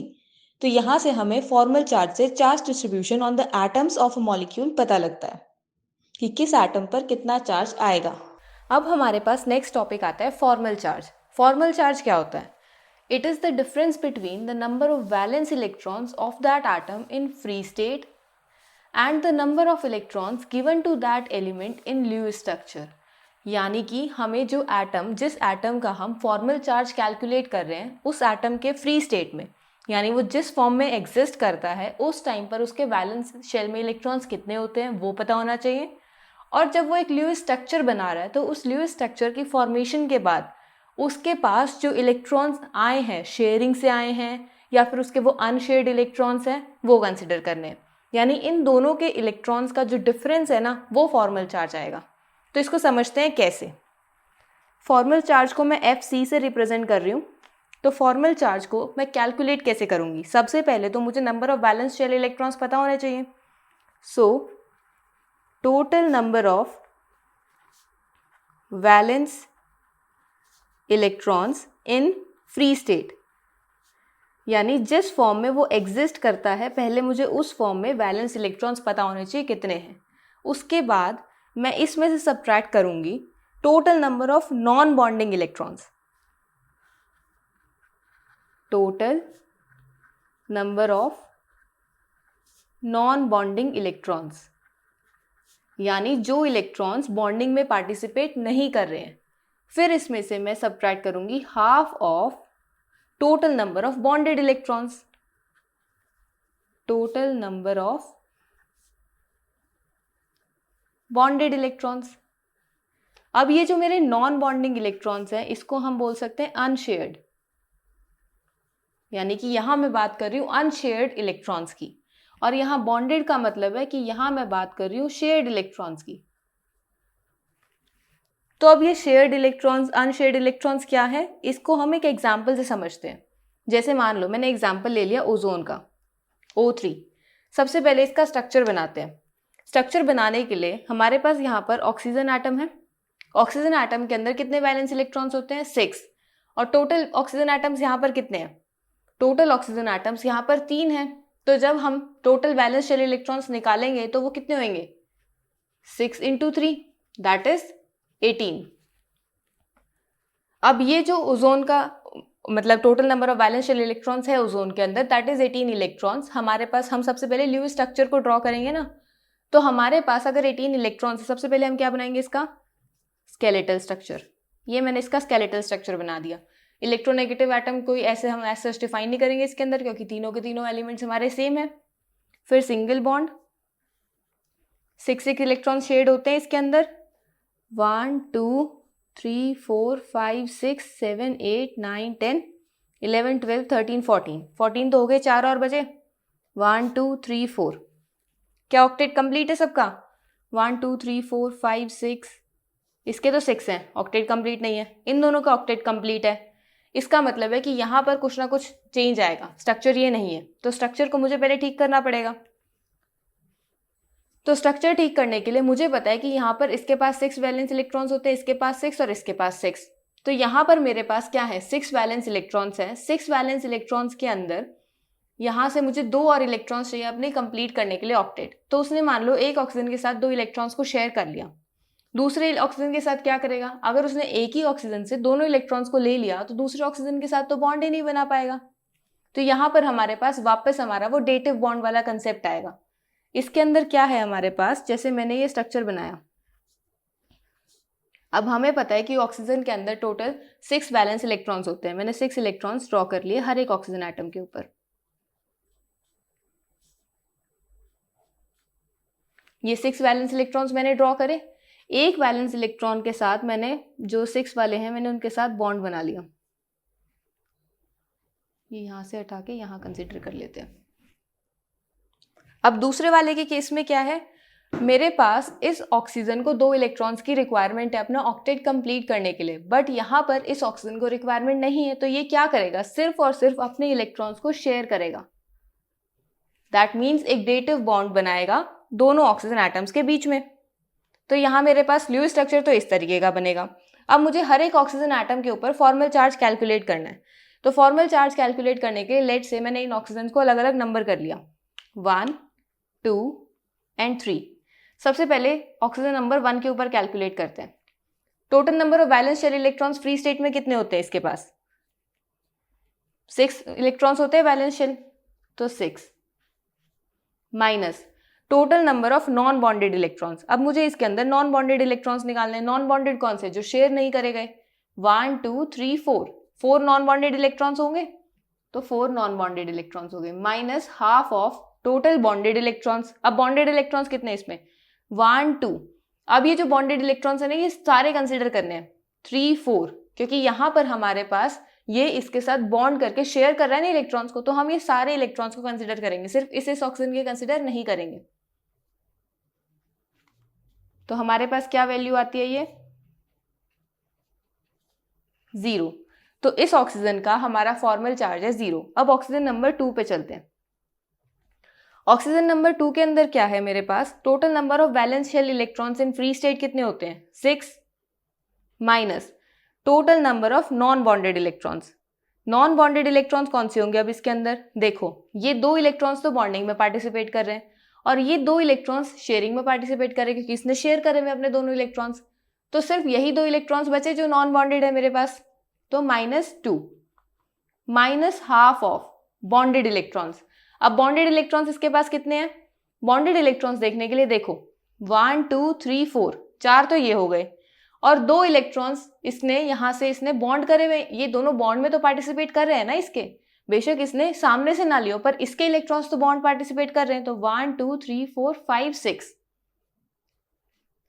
अब यहां से कितनी वैल्यू आएगी मेरे पास? तो ये मेरे पास बनता है 6 - 2 - 3, दैट इज -1, सॉरी +1। तो यहां इस ऑक्सीजन एटम के ऊपर मेरा कितना फॉर्मल चार्ज आया? +1। नेक्स्ट देते हैं हम ऑक्सीजन नंबर 3 को।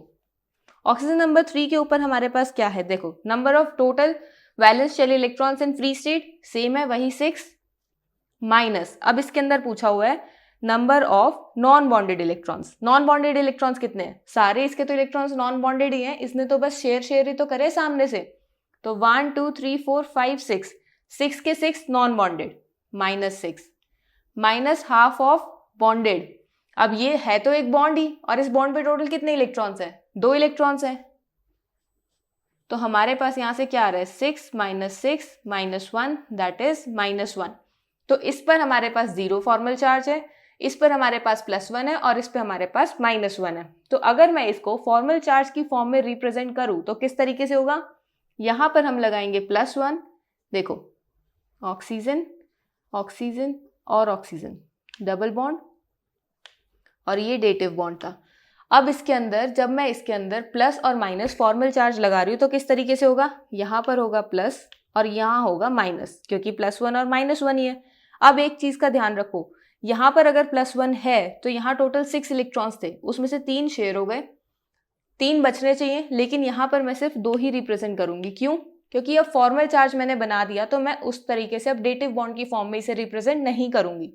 तो यहाँ पर मैंने 1 इलेक्ट्रॉन इसका लूज कर दिया और जो इसका 1 इलेक्ट्रॉन लूज हुआ है वो इस ऑक्सीजन ने गेन कर लिया। तो यहाँ पर टोटल 7 हो जाएंगे, 1 2 3 4 5 6 एंड 7। तो ये इसका स्ट्रक्चर बन जाएगा। अब आप पूछोगे कि फॉर्मल चार्ज की सिग्निफिकेंस क्या है, हम ये कैलकुलेट ही क्यों करते हैं। देखो, वैसे तो फॉर्मल चार्ज एक हाइपोथेटिकल अजम्पशन है, ऐसे चार्जेस यूजुअली एग्जिस्ट नहीं करते हैं, ऐसे ऑक्सीजन पे पॉजिटिव नेगेटिव एग्जिस्ट नहीं करता।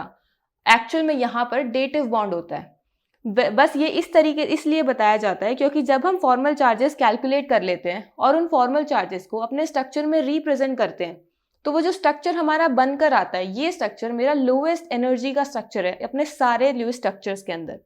यानी अगर मैं ये स्ट्रक्चर और ये स्ट्रक्चर देखूं, है तो दोनों ल्यूइस स्ट्रक्चर्स ही, तो इन दोनों ल्यूइस स्ट्रक्चर्स में से जो ये स्ट्रक्चर है ना, ये सबसे कम एनर्जी वाला होगा। और हमने क्या देखा था कि सबसे कम एनर्जी का मतलब है सबसे ज्यादा स्टेबल। तो एक तरीके से फॉर्मल चार्ज ये बोलना चाह रहा है कि ये स्ट्रक्चर मेरा सबसे ज्यादा स्टेबल होगा। एक्चुअल में इसी स्ट्रक्चर को स्टेबल बताया गया है क्योंकि ल्यूइस स्ट्रक्चर्स के अंदर यहाँ पर क्या आया है, डेटिव बॉन्ड आया है। अगर यहाँ मैं सिंगल बॉन्ड या डबल बॉन्ड लगाकर कुछ एक्सप्लेनेशन देती स्ट्रक्चर का तो उस टाइम पर ये स्ट्रक्चर स्टेबल नहीं होता। तो बस ये यही रिप्रेजेंट कर रहा है कि हमारे पास जब फॉर्मल चार्ज कैलकुलेट करते हैं हम, और फॉर्मल चार्ज कैलकुलेट करने के बाद जो मेरे पास चार्जेस आते हैं, अगर उन चार्जेस को मैं उस स्ट्रक्चर के ऊपर रिप्रेजेंट करती हूँ और उसके बेसिस पर फिर स्ट्रक्चर ड्रॉ करते हैं तो हमारे पास वो स्ट्रक्चर लीस्ट एनर्जी का होगा। अब इसका एक और एग्जाम्पल देख लेते हैं। NO2 नेगेटिव स्ट्रक्चर भी हमने ड्रॉ करा था, तो इस पर भी फॉर्मल चार्ज कैलकुलेट कर लेते हैं। सबसे पहले नाइट्रोजन पर कैलकुलेट करते हैं। नाइट्रोजन में total number of valence electrons कितने होते हैं फ्री स्टेट में, 5, minus number of non bonded electrons यहाँ कितने हैं, 2, -2, minus half of number of bonded electrons. Bonded कितने हैं यहाँ पर, 1 2 3 4 5 एंड 6। तो ये कितना आया मेरे पास, 5 -2 -3 दैट इज 0। अब नेक्स्ट करते हैं हम ऑक्सीजन के लिए। पहले हम इस ऑक्सीजन को कंसिडर कर लेते हैं, फिर इसको ले लेंगे। तो O1, ऑक्सीजन में फ्री स्टेट में नंबर ऑफ वैलेंस इलेक्ट्रॉन्स कितने होते हैं, 6, माइनस बॉन्डेड इलेक्ट्रॉन्स कितने हैं यहाँ पर, सिर्फ 2 इलेक्ट्रॉन्स है। सॉरी, पहले नॉन बॉन्डेड देखेंगे। नॉन बॉन्डेड कितने हैं, 1 2 3 4 5 6 नॉन बॉन्डेड है, minus half of bonded. Bonded कितने हैं यहाँ पे, 2। तो ये आएगा मेरे पास 6 -6 -1 दैट इज -1। नेक्स्ट है हमारे पास O2। सेकेंड ऑक्सीजन के लिए क्या आएगा, number of valence shell electrons कितने हैं इसमें, 6, minus non bonded 1 2 3 4, minus half of bonded 1 2 3 4। तो टोटल कितने हुए, 6 -4 -2 दैट इज 0। इस ऑक्सीजन के ऊपर -1 चार्ज है नाइट्रोजन और इस ऑक्सीजन के ऊपर 0 चार्ज है। ये फॉर्मल चार्ज की बात हो रही है, ठीक है। तो इस तरीके से हम फॉर्मल चार्ज कैलकुलेट करते हैं। अब हमने यहाँ NO2 नेगेटिव के ऊपर तो फॉर्मल चार्ज देख लिया। अब एक और एग्जाम्पल ले लेते हैं, CO3 2 नेगेटिव। CO3 2 नेगेटिव का स्ट्रक्चर हमने देखा था, वो किस तरीके से था।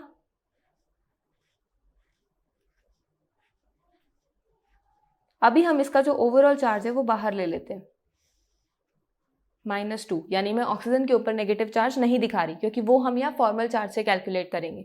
और जो इलेक्ट्रॉन्स उसके ऊपर थे जो पहले वाले मॉलिक्यूल में ड्रॉ करे थे, हमने डिस्ट्रीब्यूट करे थे, वैसे ही यहाँ डिस्ट्रीब्यूट करेंगे।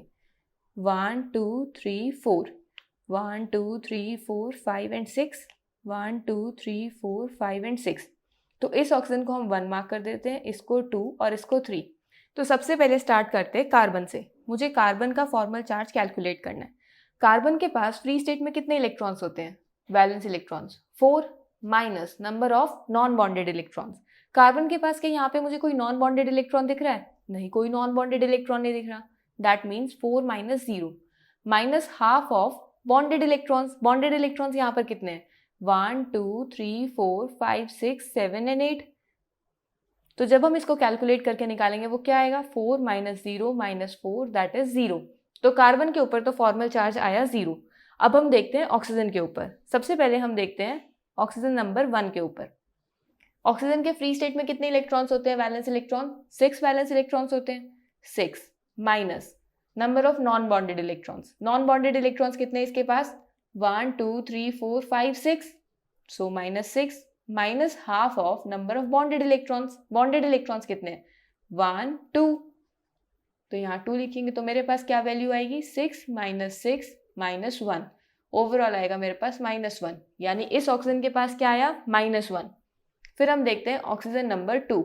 अब ऑक्सीजन नंबर 2 के अंदर हमारे पास वही पहले सबसे पहले ऑक्सीजन के फ्री स्टेट में valence electrons 6 minus non bonded 1 2 3 4 5 6 minus half of bonded electrons. Bonded electrons कितने हैं? 1 2। तो यहां से भी मेरे पास 6 माइनस 6 माइनस 1, ओवरऑल -1 आता है, यानी इस ऑक्सीजन के ऊपर भी -1 चार्ज आया। फिर हम जाते हैं ऑक्सीजन नंबर, सॉरी ये ऑक्सीजन नंबर 3 के लिए है और ये ऑक्सीजन नंबर 2 के लिए। अब हम जाते हैं ऑक्सीजन नंबर 2 पे।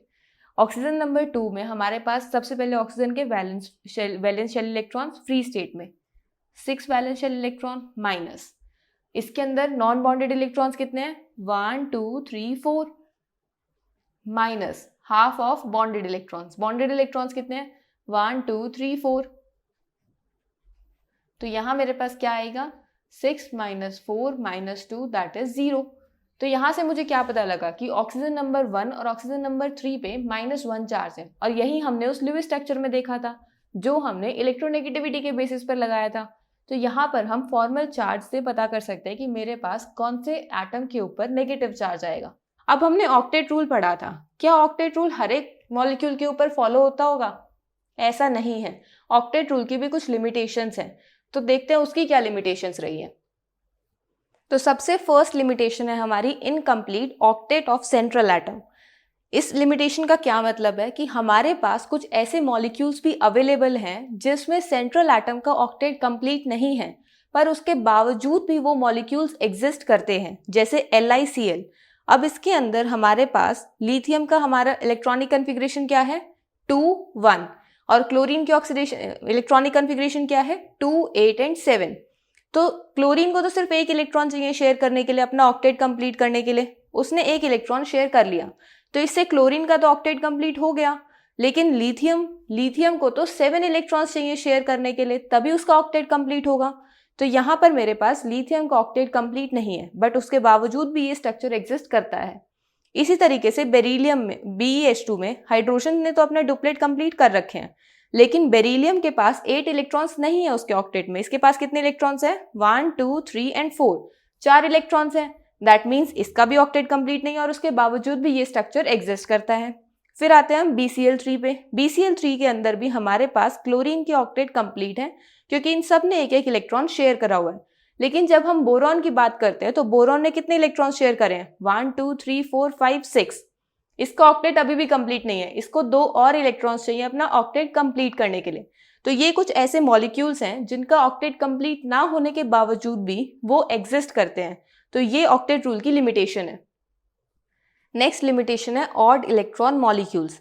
ऑड इलेक्ट्रॉन मॉलिक्यूल्स का क्या मतलब है कि हमारे पास कुछ ऐसे मॉलिक्यूल्स अवेलेबल हैं, यानी जो ऐसे मॉलिक्यूल्स एग्जिस्ट करते हैं जिनका जब हम मॉलिक्यूलर स्ट्रक्चर ड्रॉ करते हैं, ल्यूविस डॉट स्ट्रक्चर ड्रॉ करते हैं, उस टाइम पर उनका ऑक्टेट भी कंप्लीट नहीं हुआ होता और उनके पास एक ऑड इलेक्ट्रॉन भी बच जाता है। देखो जैसे मेरे पास ऑक्सीजन है, ऑक्सीजन का तो ऑक्टेट कंप्लीट है यहाँ पर 1 2 3 4 5 6 एंड 7 8। बट नाइट्रोजन के केस में क्या हो रहा है? 1 2 3 4 5 6 7, इसका ऑक्टेट भी कंप्लीट नहीं है और इसके पास एक ऑड इलेक्ट्रॉन भी रह गया।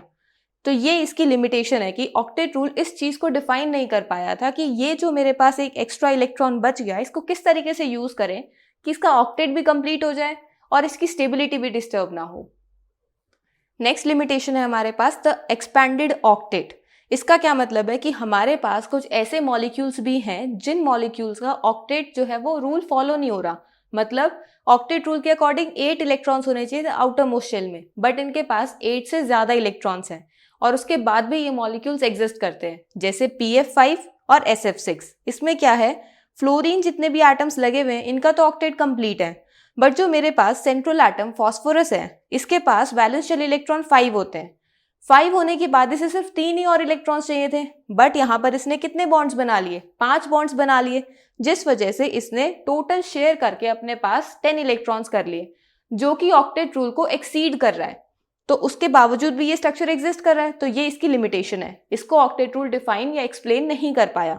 इसी तरीके से SF6 के अंदर भी जितने भी फ्लोरीन एटम लगे हुए हैं उनका तो ऑक्टेट कंप्लीट है, लेकिन जब हम सल्फर की बात करते हैं, सल्फर के वैलेंस शेल इलेक्ट्रॉन 6 होते हैं, यानी इसे सिर्फ 2 ही और इलेक्ट्रॉन्स चाहिए अपनी ऑक्टेट रूल को कंप्लीट करने के लिए, बट इसने टोटल कितने बॉन्ड्स बना लिए, 6 बॉन्ड्स बना लिए। 6 बॉन्ड्स बनाने के बाद इसके पास टोटल 12 इलेक्ट्रॉन्स हो गए, जो कि ऑक्टेट रूल के अकॉर्डिंग गलत है, क्योंकि ऑक्टेट रूल में कितने होने चाहिए थे, 8। उसके बावजूद भी ये स्ट्रक्चर एग्जिस्ट करता है, तो इसको भी ऑक्टेट रूल एक्सप्लेन नहीं कर पाया था। नेक्स्ट लिमिटेशन है हमारे पास, octet rule is based upon chemical inertness of noble gases, but some noble gases also combine with other atoms to form compounds.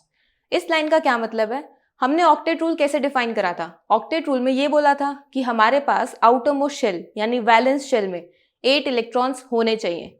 अब वो 8 इलेक्ट्रॉन्स कैसे आ रहे थे, या तो लूज करके इलेक्ट्रॉन्स को या गेन करके, और लूज और गेन करने के बाद हमारी जो इलेक्ट्रॉनिक कन्फिग्रेशन अटेन हो रही थी वो नोबल गैसेस की अटेन हो रही थी। जैसे मैंने सोडियम का एग्जाम्पल लेके बताया था आपको कि सोडियम का एटॉमिक नंबर होता है 11, तो इसकी इलेक्ट्रॉनिक कन्फिग्रेशन क्या होती है, 2, 8 एंड 1। जब ये अपना एक वैलेंस इलेक्ट्रॉन रिमूव कर देता है तो इसकी इलेक्ट्रॉनिक कन्फिग्रेशन क्या बन जाती है, 2, 8, जो कि इलेक्ट्रॉनिक कन्फिग्रेशन होती है नियॉन की। यानी इसने अपना ऑक्टेट कंप्लीट करने के लिए नियॉन की कन्फिग्रेशन को अटेन करा है। तो यहाँ पर क्या पता लग रहा है कि हम नोबल गैसेस की इनर्टनेस के ऊपर ही इस पूरे ऑक्टेट रूल को समझा रहे हैं।